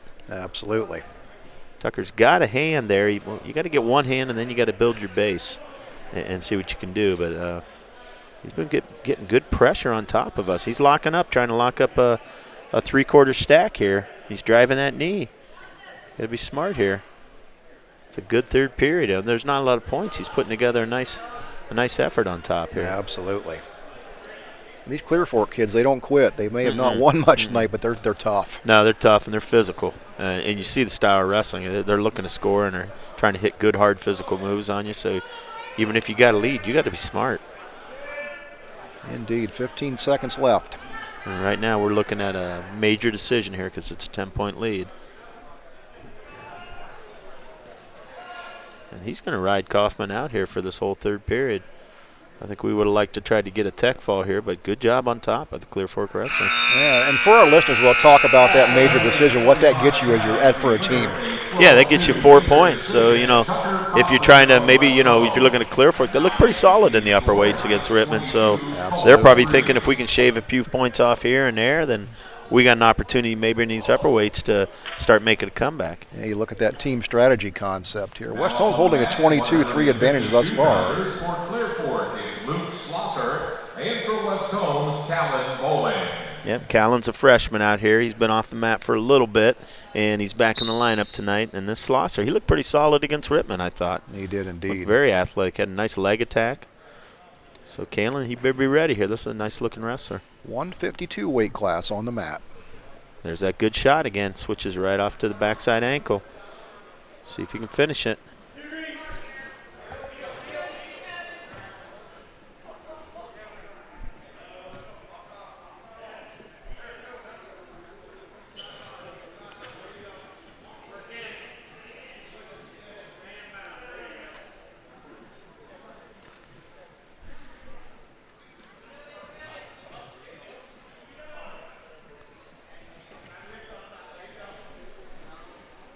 Schlosser got that first takedown right away. Looks like he's trying to dig an armbar in over there on the left side. Boland's just doing a good job keeping his arms extended, trying to build a base, but know where you're at here on the edge so you don't give up any points on the edge.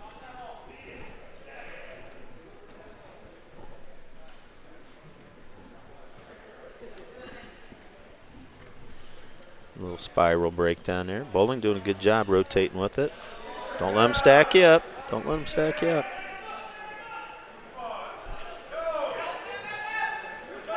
Okay, now this could be locking hands. You got to be careful because you're still in control if you're the Clearfork wrestler. Bowling bellies up. All in all, if you're Coach Vaughn, you probably take this first period with your freshman out there only down 2-0. Absolutely. Bowling done a pretty good job trying to just keep himself out of trouble, get a fresh start here. Yeah, I'm not so sure if I wasn't Schlosser, I wouldn't have tried to get 2 or 3 takedowns in that period because he got him pretty quickly. Oh, but he stacked him up for some back there. He's got that arm bar. There's about 5 seconds left in the period. Bowling trying to hang on. He is going to survive. He put together about a good minute 30 there on bottom, and then Schlosser was able to catch him with that bar and stack him up. Bowling will have his work cut out for him here. As you mentioned here, Schlosser was a good match here earlier against Rittman. Good wrestler. Yeah, he looks explosive. Strong-looking kid. A nice takedown on his feet. I was going to say right before he turned him that I'm not so sure I wouldn't have want takedowns for that first period and try to really rack up a lead because he looks like he's got a nice little low leg attack there. Absolutely. As you talk about these things, Will, this is not just a physical sport. There's strategy involved. Yeah, there is. And I'll tell you what, it's just, the biggest thing you do is you try to make a guy wrestle you at what you're good at, Try to make his weakness against your strength. And, after that, you need a little bit of luck. But, Absolutely. Schlosser looks pretty solid on his feet. There's another good shot. Comes up to a upper body tie. Bowling trying to go in for the throw. Ooh, I sure would have done that. Slosher's a pretty strong kid. I'm not sure I'd have tried to get in there and go upper body with him. Indeed he is. Bowling hanging on for dear life now. Yeah, it's going to be 7. It's going to be 3 back, so it's going to be at least a 10-point match at this point. If he can survive this. This is a tight position. Big turn in here. Big turn in. Nice job. Nice job by Bowling. Yep. Got a little out of position. He felt that weight. He was able to turn back in. It's going to make it 9-2. Bowling dropping down to that leg.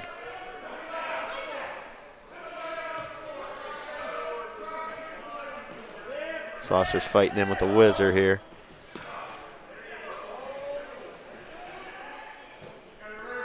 He's got the bar too and the wrist. He's going to try to run this over like he did last time. This is going to be tight.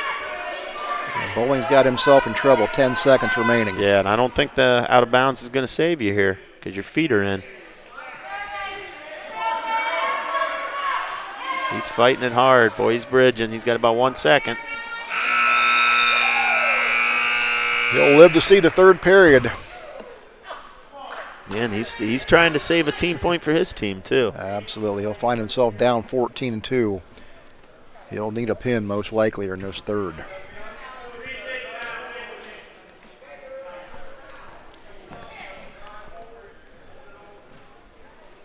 So right now it's 12 points. So if you're Clearfork wrestler, you want to get a reversal. You don't want to get an escape and a takedown because that would be a tech. You want that reversal if you can. That would give you an opportunity to go for the fall. Okay, that's going to make it 15-2. So a takedown should end it as long as you don't go to your back. That will give you an opportunity to finish it if you go directly to your back.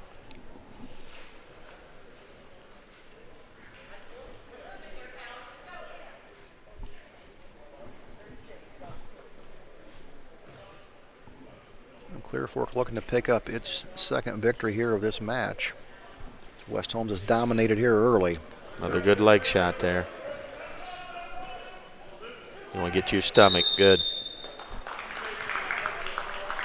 And at 152 pounds, the winner with a 17-2 tech fall at 4 minutes. Slosher will get the 17-2 victory in a tech fall for Clearfork. Yeah, and he's 2-0 on the night. And 2 good wins. Yeah, nice looking wrestler. Yeah, he is. He does some good things on his feet. The freshman was able to save his team point there. That was there's little victories there that sometimes you don't realize from defeat, but that could be a big point. As you said here, these heavier divisions for Clearfork are pretty strong up here, so maybe that's what they're looking for. Yeah, they look pretty good in their upper weights, and by nature, sometimes in upper weights, win and lose, it's by near fall. So, it's going to be those points could add up here. This is Gavin Greer. He's a senior, returning district qualifier from last year. Been out a little bit this year, as everybody's been, with some injury and COVID, but having a terrific year and, liking to build on it. You go to districts, you want to get back here, and you want to compete. Yeah, he's wrestling in this 160 weight class. Good physique on the young man. Yeah, and Gavin's a thrower. This could be an exciting match. They'll go upstairs, and you'll get your opportunities to see somebody throw. He's going for that body lock. Clearfork wrestler's doing a good job trying to fight this off. Gavin's really digging in. There's your first throw attempt. It's Fenton for Clearfork. He's got a nice low center of gravity here. He'll be a formidable opponent. Yeah, he'd be a tough kid to throw. You might have to switch off to a headlock or something. I don't know if you're going to body lock and throw this kid. Gavin's going right back in there. He doesn't have a fear of that. That's kind of his style.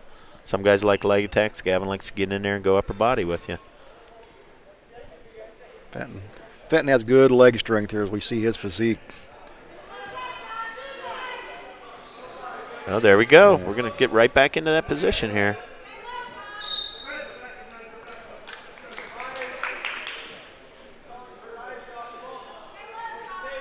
Gavin Greer might want to pace himself here a little bit. We walked back to the center there, a little slow there. Yeah, you saw him kind of bend over there taking a couple deep breaths. That's early in the match. Yeah, well, I don't know what happened there. He's got the body lock, got good position there. He got his head underneath. There you go. Okay, he's got his 2.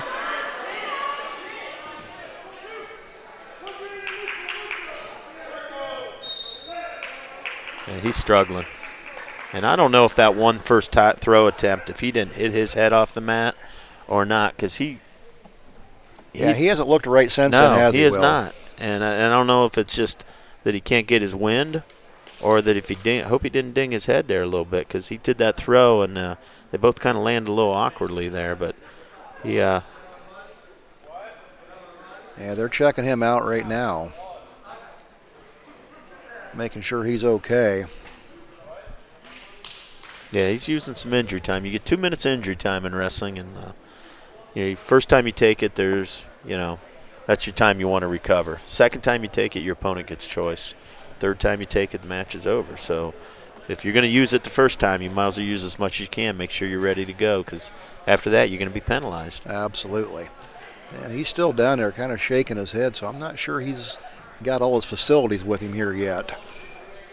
Yeah, and like I said, I hope he's pointing towards his chest. I hope it's just that he's maybe a little out of breath there from the way he landed, but I hope it's not anything more than that. Absolutely. We want to thank you for joining us here tonight. If you're tuning in, we are here on Facebook Live, courtesy of Claxon Communication. We have Casey Claxon here and Emma Merriman taking care of the video responsibilities tonight, doing a great job here tonight, bringing this action to you. Troy Fritz here along with Will O'Donnell. We're at West Holmes High School. West Holmes, Clearfork, and Rittman here in tonight's action. West Holmes only a 22-8 advantage here in this match thus far. And our match on the mat right now is tied up 2-2.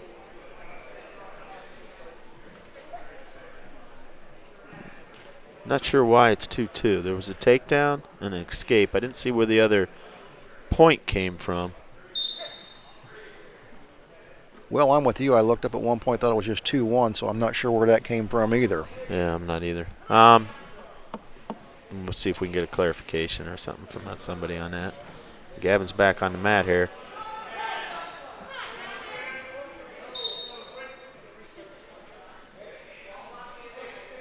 He's still struggling to get his wind a little bit. Keeps pointing at his chest like maybe he can't get a deep breath or something.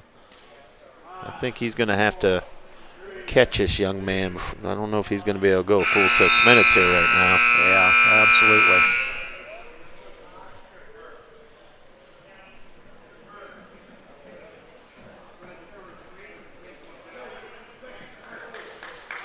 And Greer's going to power through it here and continue on.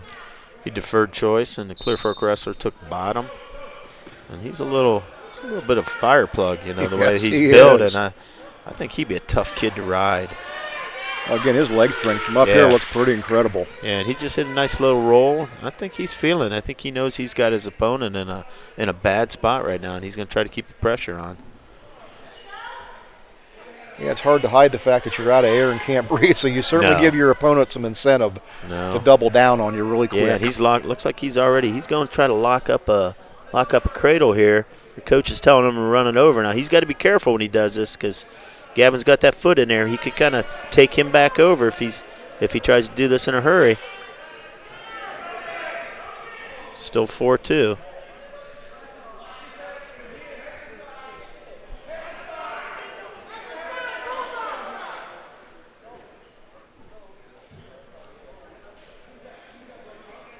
Greer hanging in there. Fenton had him in a pretty bad position here not too long ago. And he's just got to try to survive this period. He gets choice in the third, so if he wanted to, he could get back to his feet where he's looked pretty good and in control there. Not sure he's going to want to go underneath. He's not really showing a lot here on bottom right now. Clearfork wrestler's doing a pretty good job on top. He's got a bar and a wrist. This could be trouble. He's going to try to run this over.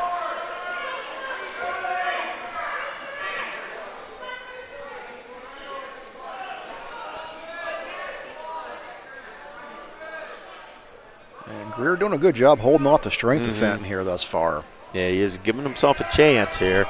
Maybe he's just trying to stay on bottom and regroup a little bit, but I'll tell you what, he's got a tight half here. He's got to fight this. Got to elbow down, look away. Good job. Same thing.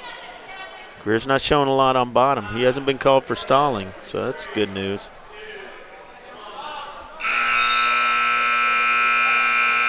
That's where that second period is going to end up. 4-2 advantage to Fenton. Yeah, still anybody's match, Will. I don't know what Greer's going to do here. This looks like they're going to – looks like he's either going to use injury time or they're going to default here. I think he's going to default to the Clearfork wrestler. And at 160 pounds, indeed they did. By medical default, Josh Fenton of Clearfork. That'll now make the team score West Holmes 22 and Clearfork 14. Yeah, when you default medically in a match, that's the same as a pin. That's 6 points for the other team, and that's what we were talking about. Yeah. Where it's important sometimes to shave a point here and there because now it's 22-14, and we're into probably the strength of their lineup. Indeed. Yeah, we saw these heavier divisions for Clearfork early on. They look pretty strong here, top to bottom. This is Dakota Patterson, sophomore at 170. I don't know if these two have ever run into each other yet this year. A little bit of a height difference here. Yeah, Hayden Roberts for Clearfork, tall young man. Yeah, he comes right out and gets a body lock. Ooh, and right to his back. Ooh, that's a quick fall. Boy, he didn't waste any time slapping the mat there, did he?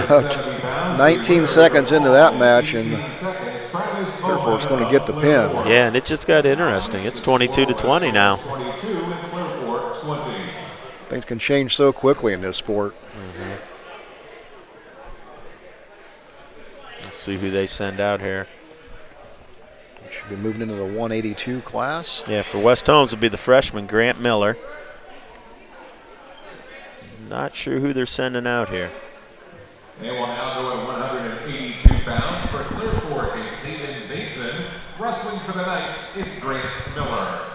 Okay, Hayden looks like he's about a 170-pounder who they've moved up a weight class here to face the freshman Miller. So size advantage to West Holmes. Not sure what the grade level is, though. Miller, a nice, strong-looking young man for a freshman. Has a good physique. Yep. Yeah, we've talked about that quite a few times this year. He's not your typical-looking freshman. No, he's not. But it's tough to be a freshman wrestling 182 because you're not wrestling other freshmen. You're typically wrestling juniors and seniors. So a little bit of baptism by fire here this year for this young man. Absolutely. Experience is a big part of this sport for sure, isn't it? Yeah.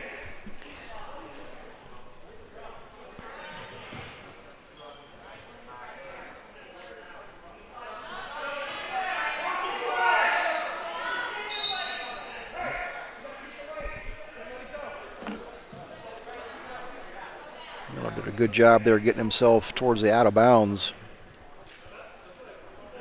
Yep, we'll see what kind of first move he has here on bottom. Good stand up. No hand control, though. You got to have those hands. We say that over and over again, but if you stand up and you don't have the opponent's hands, he's just going to put you back to the mat.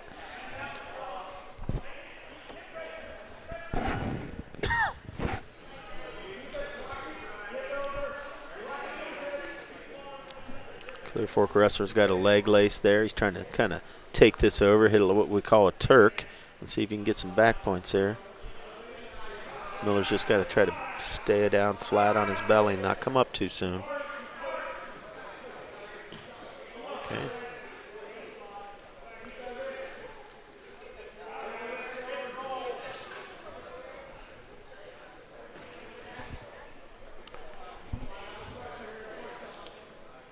Miller just kind of hanging on there, Will. Yeah, and it's another situation where it's tough when a guy stays back on your hips to even build your base. You'd like the referee to maybe make the top wrestler kind of work off the hips a little bit for you. But once again, it's one of those things. If they're not going to call it, then you're not going to do it.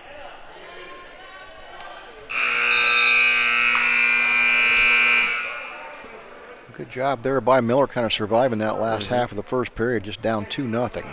West Holmes coaches tell Miller to defer.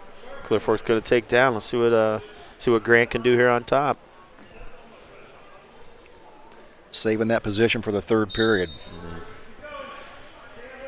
Yeah, you don't know what that score is going to be in the third, so you'd like to have choice if you can.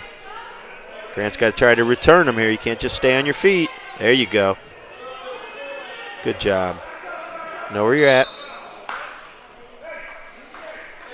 That guy gets to his feet there as a top wrestler. They usually give you maybe 5 seconds, and then they're going to expect you to do something to try to return him to the mat. They're not going to let you just stand there behind him.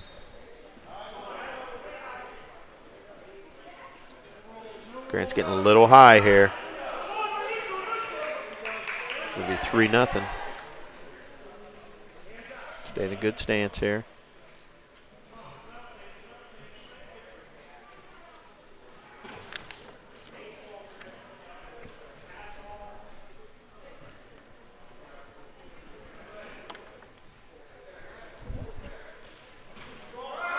Good hard double leg. Miller's trying to defend that, keeping his shoelaces on the mat.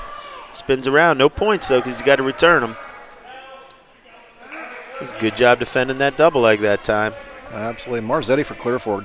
Nice-looking young man as well. Tall, very strong. I think it's actually Hayden. Oh, that is indeed. Bateson, yeah, if I'm pronouncing that right. We saw Marzetti wrestle against Rittman, and he was a nice-looking wrestler. I'm surprised he's not out there unless maybe they're bumping him up a weight. That could be part of their strategy. Probably a pretty good guess. Yeah, you may get a chance for him, and that'd be a nice match. See him and Elijah Baldridge go at it. Absolutely. We talked about Baldridge a little bit ago. Tough young man. 3-0 here from Miller. Boy, takedown would be big because he's got that choice in the third period. If he could just get one takedown here, he's got a chance to get himself right back in this match.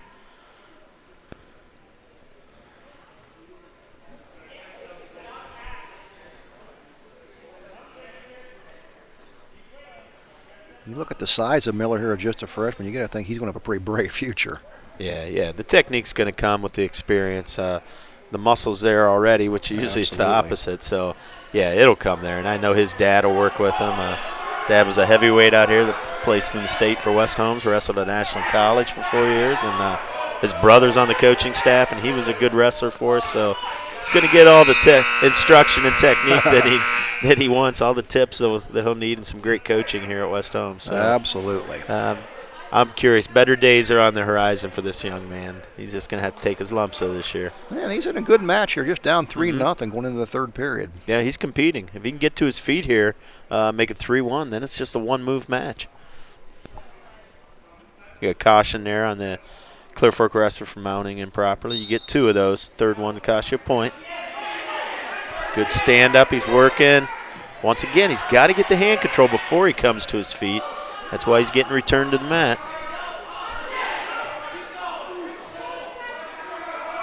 And that's a good point. You wouldn't think that, but that hand control is very, very big. Yeah, that time the Clearfork wrestler was able to grab his ankle and drive him forward, lift him and return him, and he's on that ankle right now. But you've got to get those hands when you come up. And he's got a good first move on bottom. He's got a nice stand-up, but boy, once he learns to get the hands with it, he'll be getting out every time. Let's see what he does here again. Yeah, Miller's kid's got great lower body strength as well. Yeah, he's working hard. This is a good complete match for him. It's one of the better ones I've seen watching him in these last few matches. Let's see that stand-up again.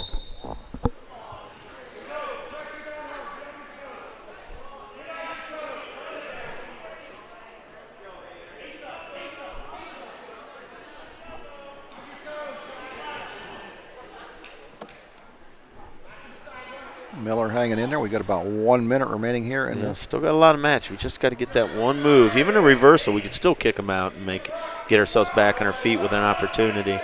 He's got a leg laced here. This is tough because he's going to be able to stay in this position and ride us for a while. And I haven't seen the referees really force the top man to get off the hips much. So if I'm Clearfork, I'm content to stay here and just power half a little bit and try to burn some clock. I absolutely agree with that, Will. They've been pretty content to let him stay in that position a lot tonight in all the matches. And there you're finally going to get it. It's the only time when they call stalling that they'll stop the action is when they call it on the top man. So that's only the first call, though. Second call would result in a point. So it's going to feel a little bit like that other match we watched where it might be a little too late to force the action. But absolutely good stand-up. That time he peeled that hand off the ankle, though. That was a good adjustment by Miller. Hit a stand-up. He knew he was reaching for that ankle, and he reached down and grabbed it. Miller wants to try to get away here with 27 and force the action. Another good stand-up. Got to fight those hands. Oh. Keep working up. Tell you what, good effort here by the freshman. He really has put it all out in line tonight. He's wrestling until the very end. He's giving everything he's got. And you can see Bateson for Clearfork. This is a seasoned wrestler here. Yeah, he's smart. He's done some good job. Miller's just got to make a little bit of adjustment there on bottom. He's got to get those hands. If he does that, most of those times he got returned to the mat would have been escapes for him. Yeah, that's a young man there to keep your eye on. I think you're going to hear his name a lot going forward here at West Holmes. 3-0, but a good effort. Good effort. You got to be pleased with that effort. And I think Coach Vaughn's telling him that right now. Oh, absolutely. And I think West Holmes just might have lost the lead for the first time of the night, 23-22. That's what we were worried about. Yeah, exactly. Some of those early matches weren't pinfalls for West Holmes. Clearfork was shaving a point here, a point there, and lo and behold, here they are, up one. This is going to be Marzetti versus Baldridge. This Baldridge might be his first match down at the 195-pound weight class. He's been a 220-pounder for us. Marzetti's a good wrestler for Clearfork. He's bumping up a weight. Yeah, we should have a great match right here.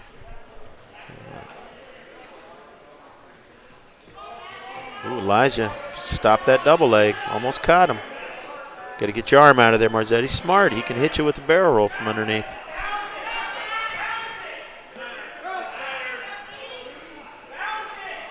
Baldridge trying to keep that leverage. Yeah, he's got some good position here. And he's a big, strong kid, but Marzetti's an experienced wrestler. He knows what to do.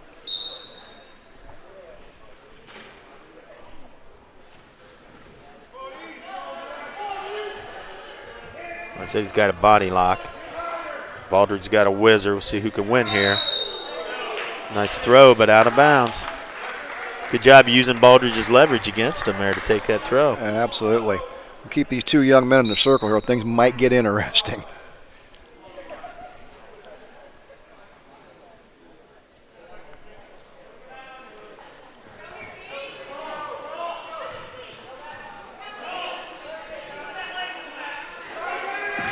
Oh, this is tight. This could be trouble for Marzetti.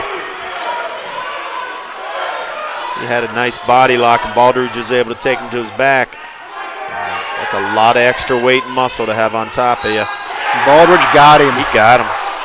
Yeah, Marzetti probably had the good position, was in the right place to make a throw, but when you're giving up, I mean, he's probably giving up 15 pounds, and it's all muscle. He just got caught. Yeah, Baldridge just a minute 22 into the first period gets a pin, and that's will throw West Holmes right back into the lead. He's going to make it 28-23 with a 5-point lead. It's going to be one of our seniors coming out here, Colt Cox here at 220. He's been our 95-pounder, and they've kind of gone back and forth, and Baldridge made the decision this week to drop down to 195, so Cox is going to make the move up. A little different style of wrestling at 220 than 195. We'll see how he adjusts to this. A little more of an upper body style of wrestling than maybe what you see at 195. A little more brute strength compared to the quickness and technique. I'll tell you what, if you're West Holmes, this is the match that can clinch it right here. Heavyweight's the last. Well, we got heavyweight and 106. I forgot about Brady Smith. We started at 113. We did. Yep.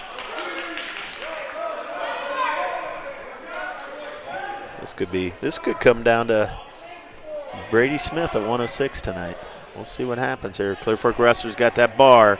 He's going to try to secure that backside wrist. He's going to drive forward, and he does. And this is going to be tough when he turns it over because he's got the bar and the wrist. Yeah, he's got him in a bad position right now. And there's a lot of time left in this period. There's a good minute left. Yep, and there it is. A minute and 2 seconds into the period. Winner with the fall at 1 minute and 2 seconds, Tony Gadfield of Clearfork. Gadfield will get the pin. Colts 29, Knights And that puts Clearfork back into a 1-point lead in the match. And we'll now go with the heavyweights.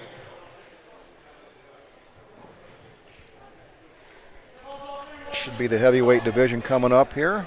And it looks like West Holmes is going to be forfeit. Indeed. Heavyweights for Clearfork. It'll be Fred Proto. West Holmes will forfeit. So Fred Proto of Clearfork will be winner at the heavyweight division.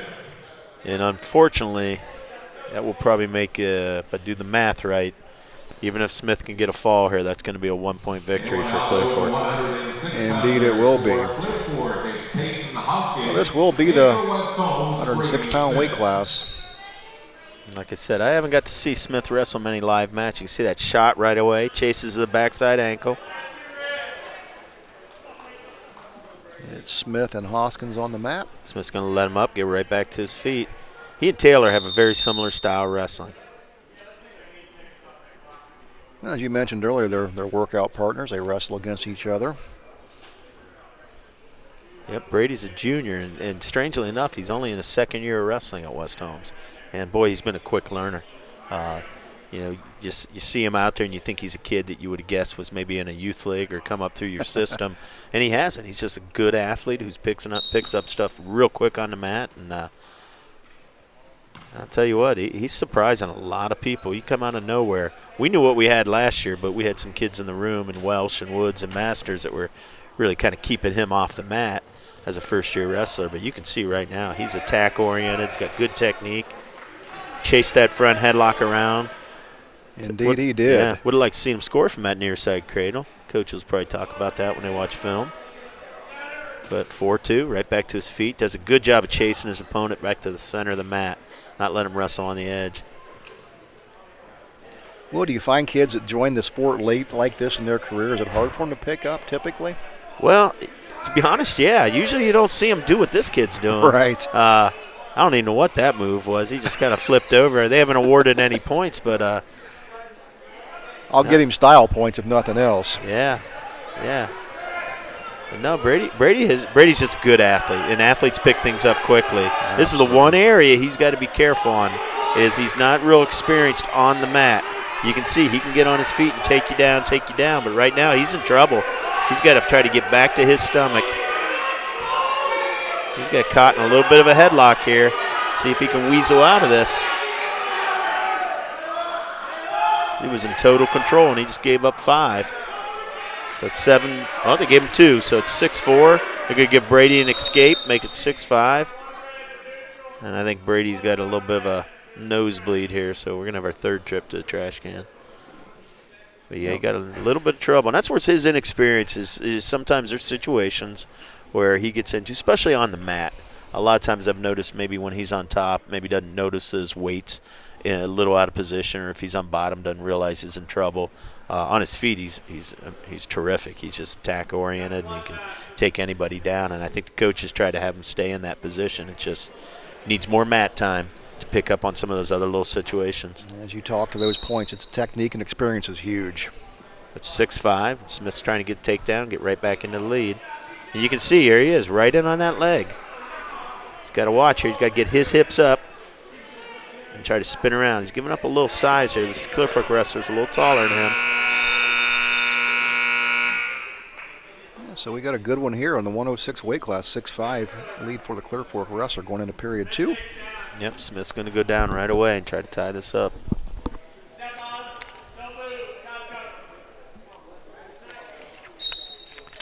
Right for that switch. Change off to a double here. If you can change off to a double, try to get some back points out of this.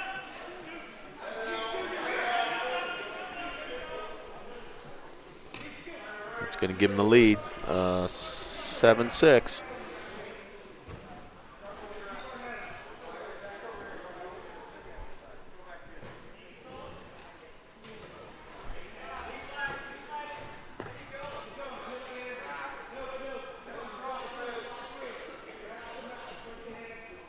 Got that arm bar. He's got that head buried in there. Let's see if he can hit a can opener here.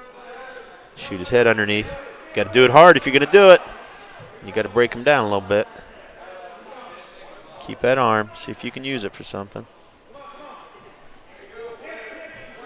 Got about a minute left in the period. Couch trying to find a way out. Ooh, nice job running that over. Couch tried to hip up into him, thinking he could maybe get his hips up into his chest. And Smith just took advantage of that, ran that bar over. He's got Couch in a bad position now looking to finish this. Yeah. Plenty of time. He's going to have to watch here. I think he's going to lose control of it, though. There we go. Sit back with it. Okay. 3 backs to make it 10-6 Smith. They haven't given a change yet. There's going to be probably a reversal coming up here. Uh-oh. He just locked the cradle up. 10-8.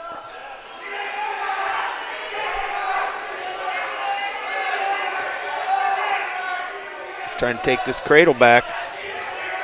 Can't believe they're counting there. No. They gave a 1 count. No, that's another 1 count. That can't be back, I wouldn't think. That'd be 2 separate 1 counts. We got 1 second left. 10-8 Smith. Well, how quickly things can change. Smith was on the verge of getting a pin there. And you can see what I mean there. Yeah. I mean, he had him on his back, but got into a little bit of position where he didn't realize where his hips were, and his opponent was able to get a reversal and then lock up a cradle. And it just, you know, if I'm Brady, I'll be honest, probably this last 2 minutes, I'd spend it all on my feet because I haven't seen a takedown from the other man. I've seen reversals that have led to back points, but I think I would probably stay on my feet and say, this is where I'm best. Come get me. Yeah. And that's the strategy in the match. But, I mean, let's see whose choice it is. A little surprising there. The Clearfork wrestler chose neutral. So we're where we want to be. It's just going to be a matter of staying aggressive and staying smart. Got to beat that shot. If you're Smith here, you're in a good advantage position. You got a little bit of length underneath you there, so you got to be smart. Yeah, get out of that. He's in on Smith's leg here. We got a whizzer. You got to fight this if you're Brady. Nothing yet. Nothing yet. Good hard turn in. He's got that leg lace there. He's got an opportunity here, Smith, to score some back points. He's got that leg lace nice and tight. Kind of surprised the referee's not giving points there yet. There we go. Nice secured to takedown. I think I'd let him go. I'd go right back to my feet at 12-8. Absolutely. I wouldn't worry about getting myself caught down here. I know he's turned him once, but he looks to me like that's his advantage position. Here he's running that bar again. He's got that half. What do I know? Where he wants him. What do I know? What do you know? Yeah, what do I know? He's probably going to stick him.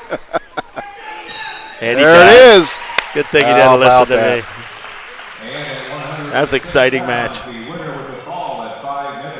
Indeed, as you said earlier, as we close that, that'll give Clearfork a 1-point advantage. Yeah. What a great meet. Yeah, that was. And like we said, boy, just the simple points saved here and there. Boy, they end up coming back to haunt us there at the end. There was, you know, I look at Dylan Strauss's match that I think was a major decision. It definitely I think Tucker was. Kaufman's match where it was a major decision. I mean, you get a tech fall or a pin in either one of those matches. Yep. And credit to the Clearfork wrestlers who kept themselves from giving up the majors and the techs. I mean, the one young man took top and rode Tucker out for 2 minutes. So they did what they needed to do in those key situations against some of our best wrestlers to keep themselves in this match. And we felt the strength of that Clearfork squad was going to be in their upper weight divisions, and indeed it was. Yep. So Rittman will make its way back to the mat here shortly as we get a little break in our action tonight. Troy Fritz here alongside Will O'Donnell. Claxon Communications bringing you the audio and video here tonight on Facebook Live and YouTube Live. Casey Claxon handling the production duties. Emma Merriman on the camera. As always, doing a great job. And just a great night to be indoors here tonight as it's pretty cold and snowy outside, so we hope you're enjoying the broadcast if you're tuned in. I imagine they're probably going to give Rittman a little bit of an opportunity here to warm up before they take the mat against West Holmes. Been setting stagnant here for a little while, so we'll take just a minute to recognize our sponsors here again tonight. And we'll start with Critchfield and Johnson, the attorneys. There for you. Denko Marketing, Yoder Lumber, MRV Siding and Supply, Roadies IGA, the Commercial Savings Bank, and Finish Line Auto Body. Some of your sponsors tonight as well, Kaufman Realty and Auctions, Millersburg Electric, Keim Lumber down in Charm, Holmes Siding, Millersburg Tire Service, Holmes Wayne Electric, and Premier Pharmacy as well. And then Village Motors, RES Auction Services, and HER Realtors, along with Wayne College, and of course us right here at WKLM and Claxon Communications.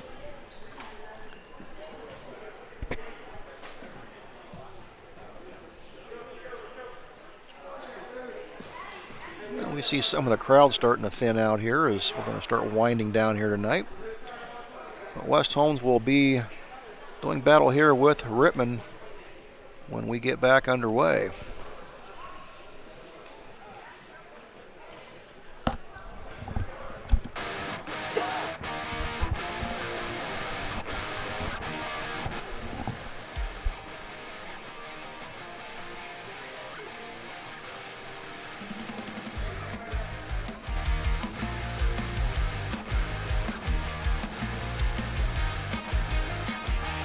Well, being close to the program here and knowing a lot of these kids, you look at, not only these kids are wrestlers, but, how many of these kids here are cross-sport athletes and are football players as well? I'm looking down there. I mean, the first one comes to mind is Elijah Baldridge. I mean, I called his name a few times this year. Colin Gardner. And you usually see those upper weights that are playing some lineman or linebacker for you. Those are the two ones that come to mind right away when I look out there. Well, so you I mean, your lighter weights kind of specialize in the sport, Sure. and that's natural based on the size. But, yeah, you like to see the cross-sport athletes. You like to see guys competing. In my experience, I've always found kids that wrestle, you love to have them kids down on your line because they had some of that technique that you need. Yeah, they're usually good D linemen, usually good middle linebackers.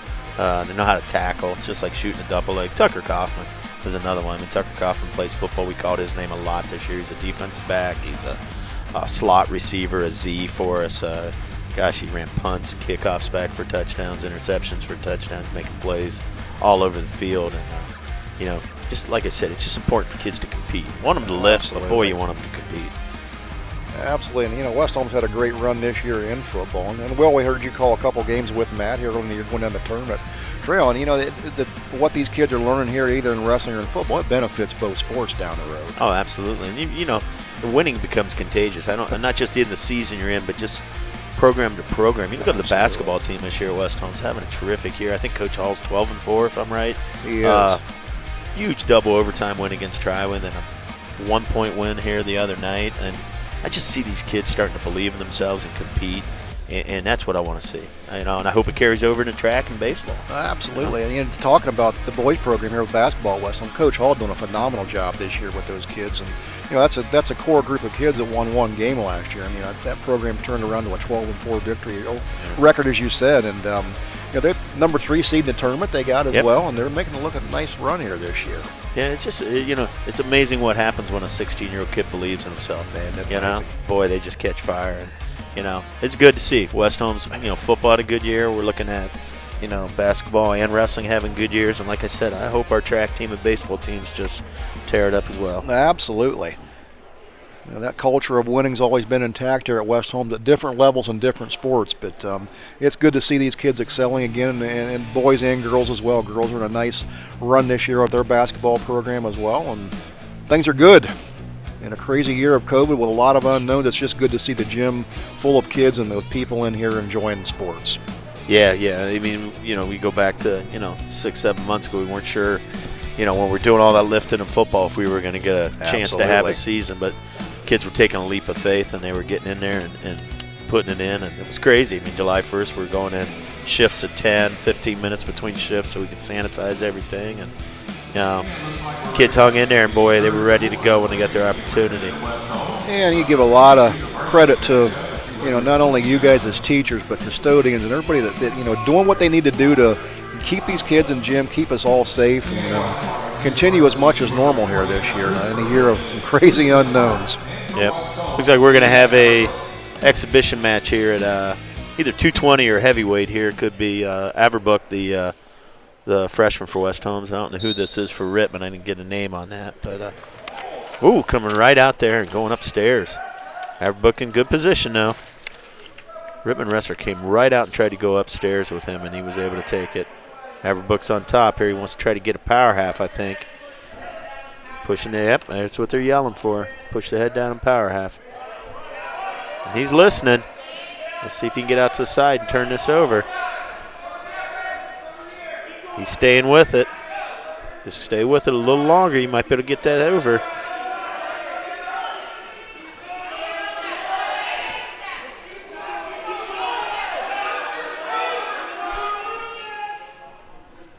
Give Averbrook a lot of credit. He's not giving up on this. The Rittman wrestler's really fighting this, battling this power half. He's starting to get it in deeper, though. If he can get that backside wrist, get his chest down a little bit lower. He's starting to. Yeah, there we're getting a count. I think he's got it.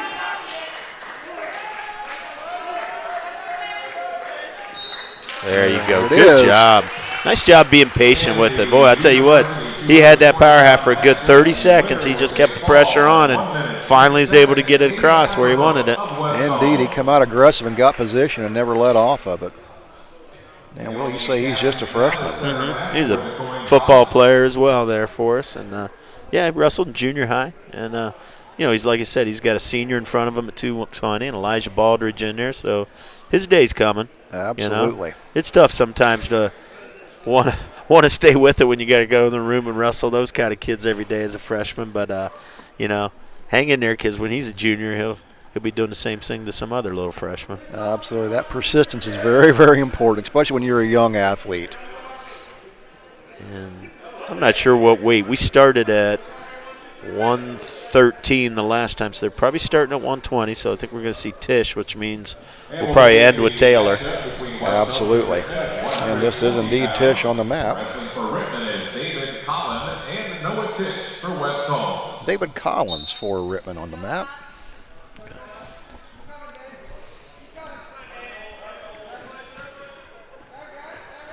Tish with a little shuck there. No points awarded yet. There we go. I think Tish lost a tough match that last round, 4-2 if I remember. That was a big one. He did indeed. Right to that cradle. A little fast with it. He's got to take it back under control and just stack it up. Good job by the Rittman wrestler breaking the hands there to get out of that. He's going to get 3 near fall, make it 5-0.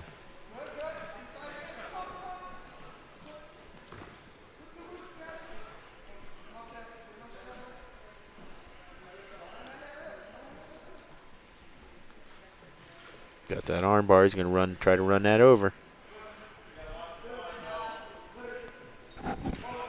Tish has got himself well in control here. Still a minute left. There's the pin by Tish. Yeah, good job. Got takedown, didn't mess around. Went right out there and attacked on top. Tish of West Holmes. That makes the team score. Tish come out quick, got a good start, gets the pin, throws West Holmes out to a quick advantage. We'll now go with 126 pounders. Wrestling for Rittman is Joshua Gibson. And for West Holmes, it's Corbin Miller. Corbin Miller Sr., second match of the night at 26. Won a exciting one there against that Clearfork wrestler. Dangerous kid that was trying to throw him. Absolutely. Now he's got Josh Gibson on the mat from Rittman. A little different style wrestler here looking. Gibson's a little taller, a little lankier build. He looked pretty good in his first round match, I thought, in that duel with Clearfork as well. Well, do you find these kids with the more of the lanky build, are they tougher to wrestle? They're frustrating. They're hard on your feet. It's hard to break the defenses sometimes and get the angles. You don't want to get stuck wrestling underneath those guys. We always think wrestlers are these short, stocky built guys, and I know that's how I'm built, but boy, being tall helps you even in wrestling. Yeah, a lot better leverage advantage there. Absolutely. And they're going to give him a little takedown there on the go behind. He was able to beat that shot and spin around behind the arms there on the edge. It's 2-0 already.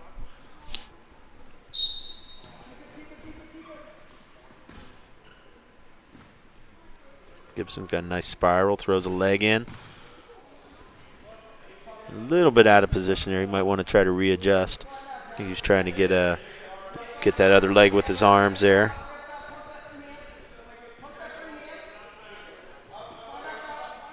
He's got that leg back in. He's in good position there. And you can see the advantage that Gibson has with that leverage right now, that length. Mm-hmm. He looks like he's pretty solid with that leg style on top there. He's got a nice tight half here too. Absolutely. That's real tight. He's just got to look up and let that shoulder fall. Referee will tell you if the shoulder's down. Look up. Tighten up. There we go. Good job. Gibson's a nice-looking wrestler. He's 2-0 on the night. That's a nice-looking 26-pounder.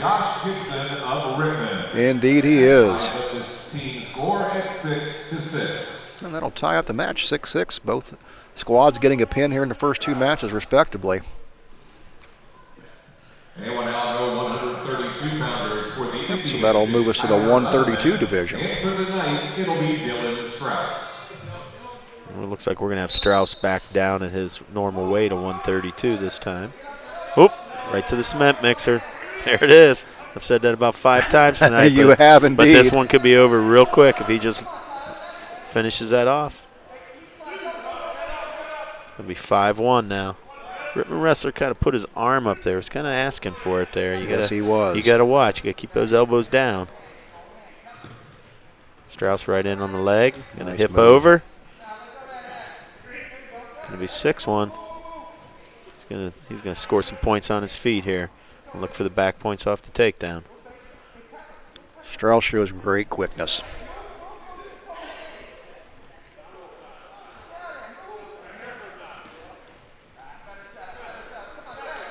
Oh, nice. Nice little knee pick there. Going to make it 8-2. He's got a minute left. He can still score some more on his feet.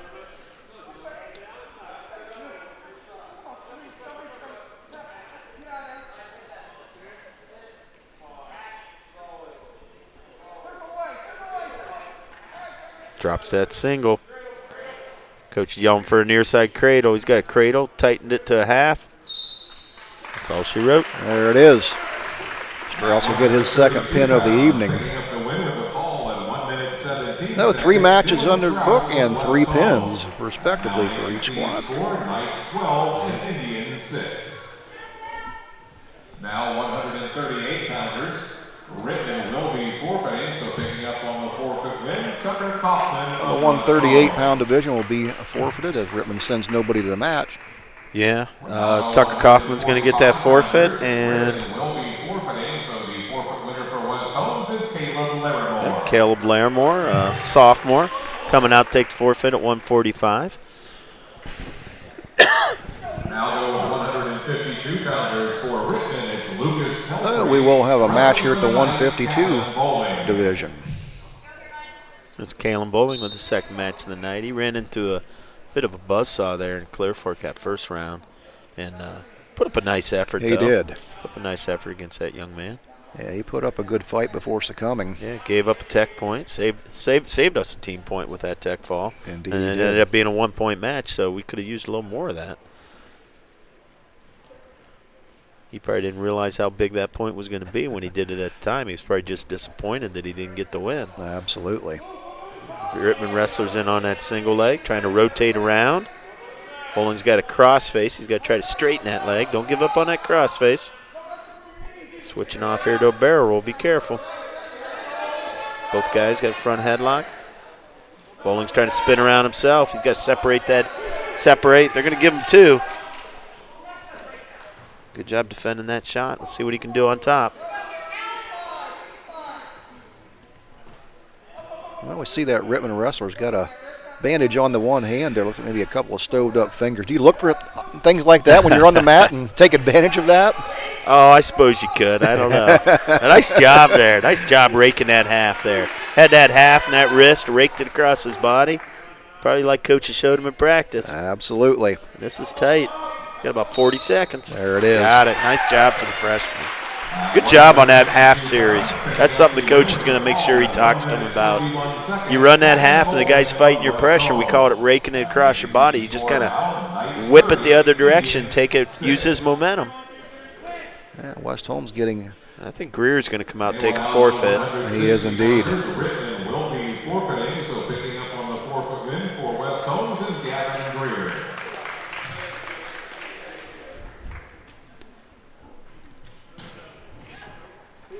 And we'll now go at 170 pounds. Rittman will forfeit. So picking up on the forfeit win is Another forfeit there in the 170-pound division for. Yeah, and I'm sure Grant Miller's excited that the senior Sevy Garza decided to bump up a weight. you just won the prize here, Grant. There's your baptism by fire here for the freshman. Yep. He's going to run into potentially the #1 wrestler in the state. Yeah, and he put together he was a 3-0 defeat there against that Clearfork wrestler. Wrestled real hard, but yeah, this is a tough mountain to climb here. Garza's a very accomplished wrestler. Fun kid to watch from the area. It's going to be curious to follow him in Columbus, see what he can do. Yeah. Him and the Waynedale wrestler Lemon, they're both going to have some battles before this year's out. They get a little spin around takedown. Lets Miller up. Miller, you just got to try to stay in a really good stance and defend. Single leg coming up underneath it. Good job. 4-1. Got an arm bar. He's looking for that tilt. He's got some nice tilt series on top. He showed that in his last match, too. Don't think he's met near fall criteria yet, though. I think he only got a 1 count. Another 1 count. I think if you're Miller, you try to draw some experience for this and learn from it as you continue to go forward. Yeah, that's a tough thing to keep telling a kid. But well, when you're wrestling a senior that's, like I said, probably ranked #1 in the state now, you just go out and fight the good fight. And see what you can do here. Stay in a good stance. See if you can score something. Take some positive out of it. Absolutely.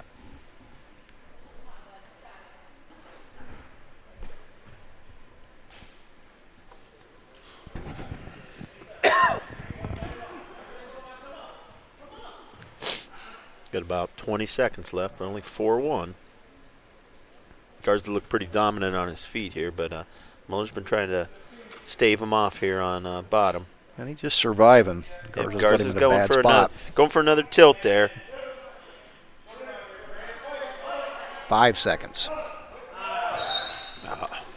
And there it is. Garza's going to get it with 3 seconds remaining. Picking up on the win with a fall in 1 minute 57 seconds, Sebi Garza of Rittman. That now makes the team score West Holmes 42, Indians 12. Yeah, Garza, a nice-looking wrestler. Yep, and here comes the sophomore, Elijah Baldridge. Boy, I would call it a little bit of an upset. He probably won't say it's that because he expects to win, but he had a nice upset win over the Clearfork wrestler in that last round. Was able to catch him and pin him.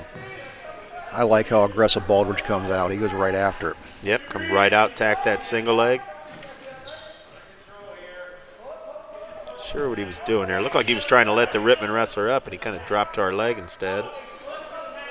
Elijah's going to, here, I'd say it again, but it looks like another cement mixer. He's got the head and the arm. And here it comes. This is going to be tight when it goes over. Baldridge seizes control here. Yeah.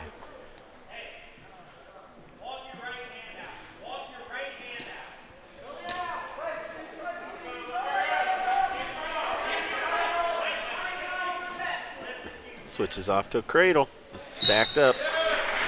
Yeah, Baldridge isn't one of those kids that's going to come out there and play games and take you down, let you up. He's just going to, if he can take you down and pin you in 10 seconds, he's going to just as soon do that and get off the mat. Absolutely. 47 seconds in, he gets a pin. Every match by West Holmes here in this matchup has been won by pin or forfeit. And here we are at, looks like 220. We got the senior, Colt Cox, is going to be out here. And for the Knights, Colt Cox.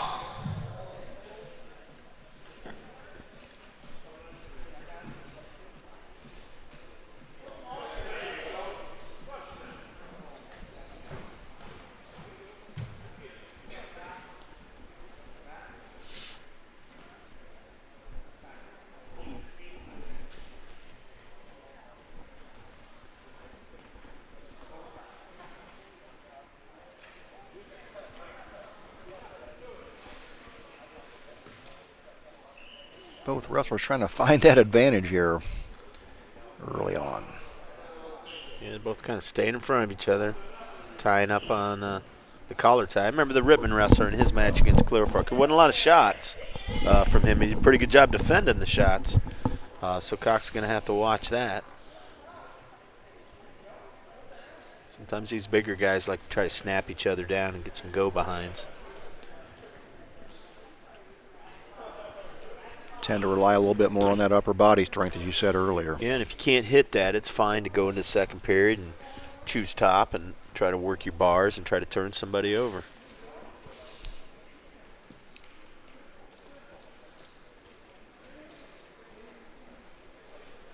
We're about 40 seconds left. Not a lot of action here. Nobody really taking a shot, just kind of jockeying around, looking for a tie-up maybe that they feel comfortable with. Both guys kind of heavy on each other's heads, seeing if they can get a snap down. Indeed.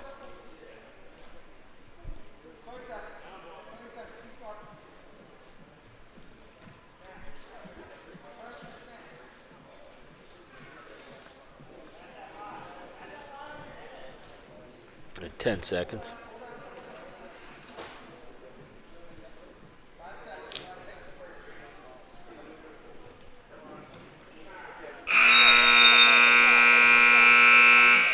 Yeah, very quiet first period there. That's one way to put it. It Looks like the Rittman wrestler is going to take down.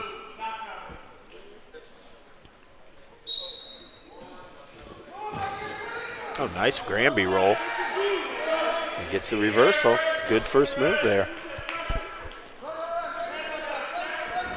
New terminology thrown out there tonight. Oh, ran a half right over. And there's a pin. Yep. Good athletic move on bottom there. Absolutely it was. 2 minutes and 20 seconds, Rico Busick of Rittman. That now makes the team score West Holmes 48, Rittman 18.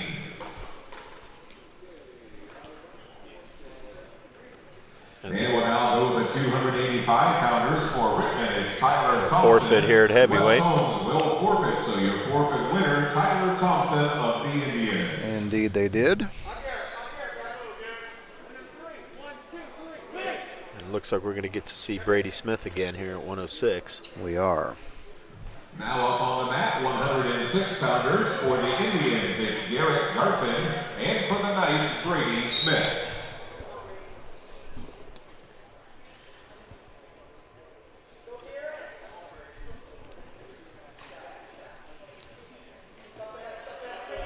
And on that single, see if he comes out the back door there.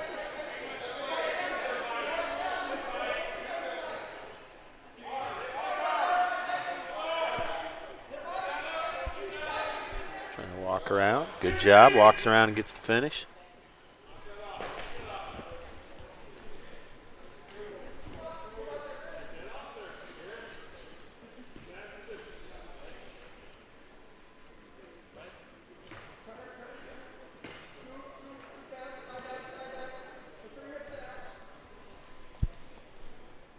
Brady's got that arm bar in. He's trying to get a little tilt there.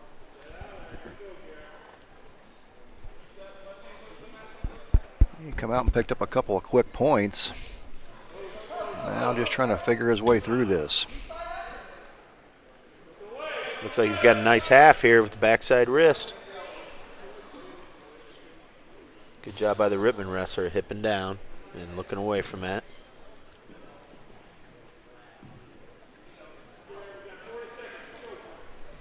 Still got that backside wrist, but really kind of hard to run that over from that position. Referee's going to stop that for potentially dangerous there. Yeah, Smith had him in a position. Wrong move could have been detrimental. Get 30 seconds here. He got that first takedown pretty quick. Sometimes I'd like to see him stay on his feet a little bit early in the match, and like Dylan Strauss did, just kind of get those takedowns, pile up those points early. Don't let your opponent stay in it. That changes your opponent's approach to the match as well at that point. Yeah, Brady's trying to work this, trying to get this bar with a wrist and work a little tilt series off it. Rittman guy's doing a nice job fighting it off here. You're down to about 6 seconds. He's going to try to run it over, see if he can get the points. I think he's going to get the near fall. Probably going to get 2. Indeed he did. That'll give Smith a 4-0 advantage. Going into the second period. Rittman wrestler's going to choose neutral. Does want to go underneath there.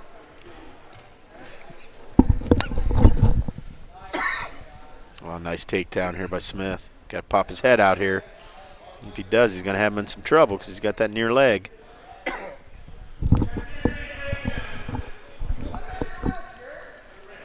That's 6-0.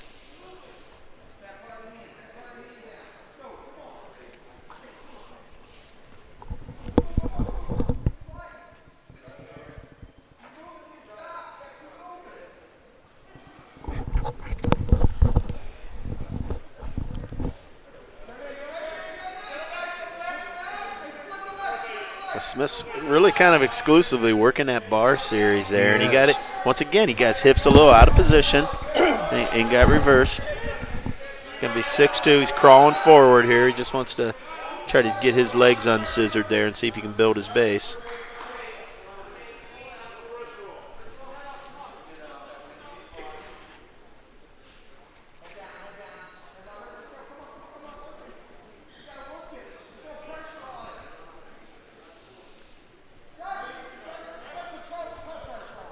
Working up to his feet. They'll try to get some hand control. 40 seconds here.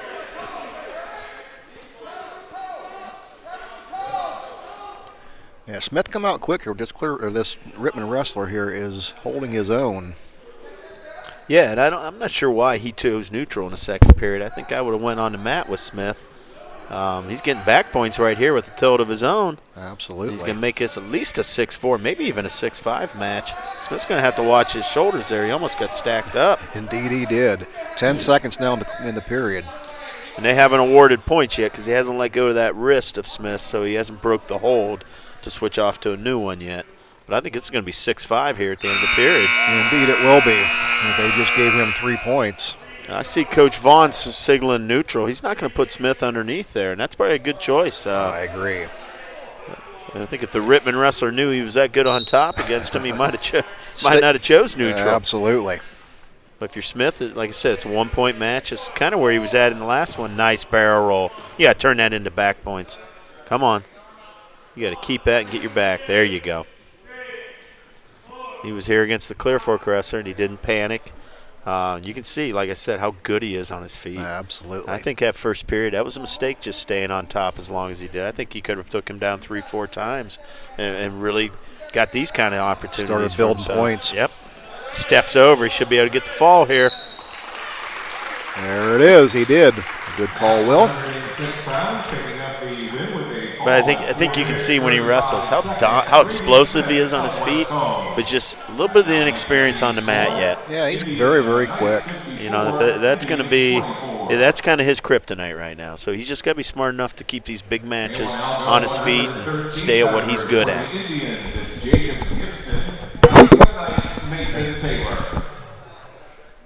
This should be the last match of the night here. I think we end at 113. We do indeed. And there's Taylor, like I said, boy, he gets low. He attacks that leg low. Careful on the way down here, Mason. Ooh. You got to be careful. You don't want to slam that guy. When you get him in the air, it's your responsibility to put him down safely. Yeah, indeed he did.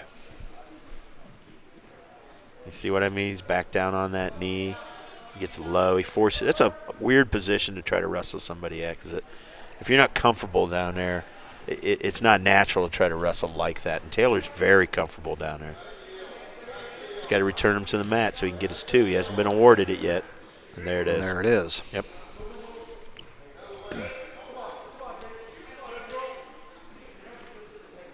And, you know, here we go. It's 4-2. Taylor's right back in on there. Coming out the back door here. Nice You can see this.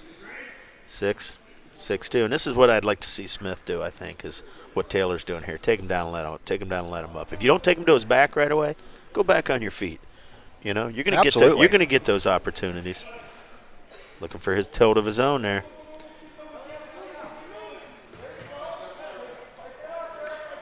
I think he got a 1 count. I don't think he's going to give him back yet. Now he's got him stacked. There he goes. There it is. And he'll end the match with a pin. Good night for Mason Taylor. 2 falls on the night, I think. That was the 113 division. Well, that'll be the end of this match, as West Holmes will get a 60-24 victory over Whitman. Give them a split on the night. And for us, that's pretty well going to wrap things up here tonight. Well, we saw a couple good matches here tonight. Some great quality wrestlers on the mat here for all 3 schools, actually. Clearfork proved to be a pretty tough opponent for West Holmes. Yeah, that was really a tale of 2 matches. We built an early lead in those lightweights, and they came back in the upper weights. And you can't ask for more than that. You want it to go down to the final match of the night, and it did. Absolutely. So West Holmes will continue on down the trail here as they get close to going towards tournament time. Well, what's your thoughts on this team as they're wrestlers going into tournament? Legitimate state opportunities for West Holmes this year? Absolutely. There's 4 or 5 at least on that team that if they wrestle well, have the opportunity to go to state. There's a couple that have an opportunity, I think, to place top 8 and be on the podium. So we'll see. I mean, it comes down to it's 2 seasons, right? You go to sectionals and everybody's 0-0, and you just whatever you do at sectionals determines your district draw and so on and so on. So, everything we've done is building up to that point. So we hope we stay healthy, we stay sharp, and, this weekend's the OCC, but really after that, it's season 2. It's sectionals, district, state. Absolutely. West Holmes will look to continue to add to that great long tradition here, putting wrestlers at the state tournament. So, coming to you from West Holmes tonight, it is Troy Fritz. I've been joined by Will O'Donnell, providing your commentary tonight, doing an outstanding job. Special thanks to Claxon Communications, Casey Claxon and Emma Merriman, for bringing you the broadcast tonight on Facebook Live. So, from West Holmes tonight, we're going to wrap this one up. West Holmes getting a victory over Rittman and defeated by Clearfork, so they'll go with a split here all the way around. So, again, from West Holmes High School tonight, this is Troy Fritz with Will O'Donnell. So long, everybody. High School Wrestling on Facebook Live is a production of WKLM Radio and Claxon Communications.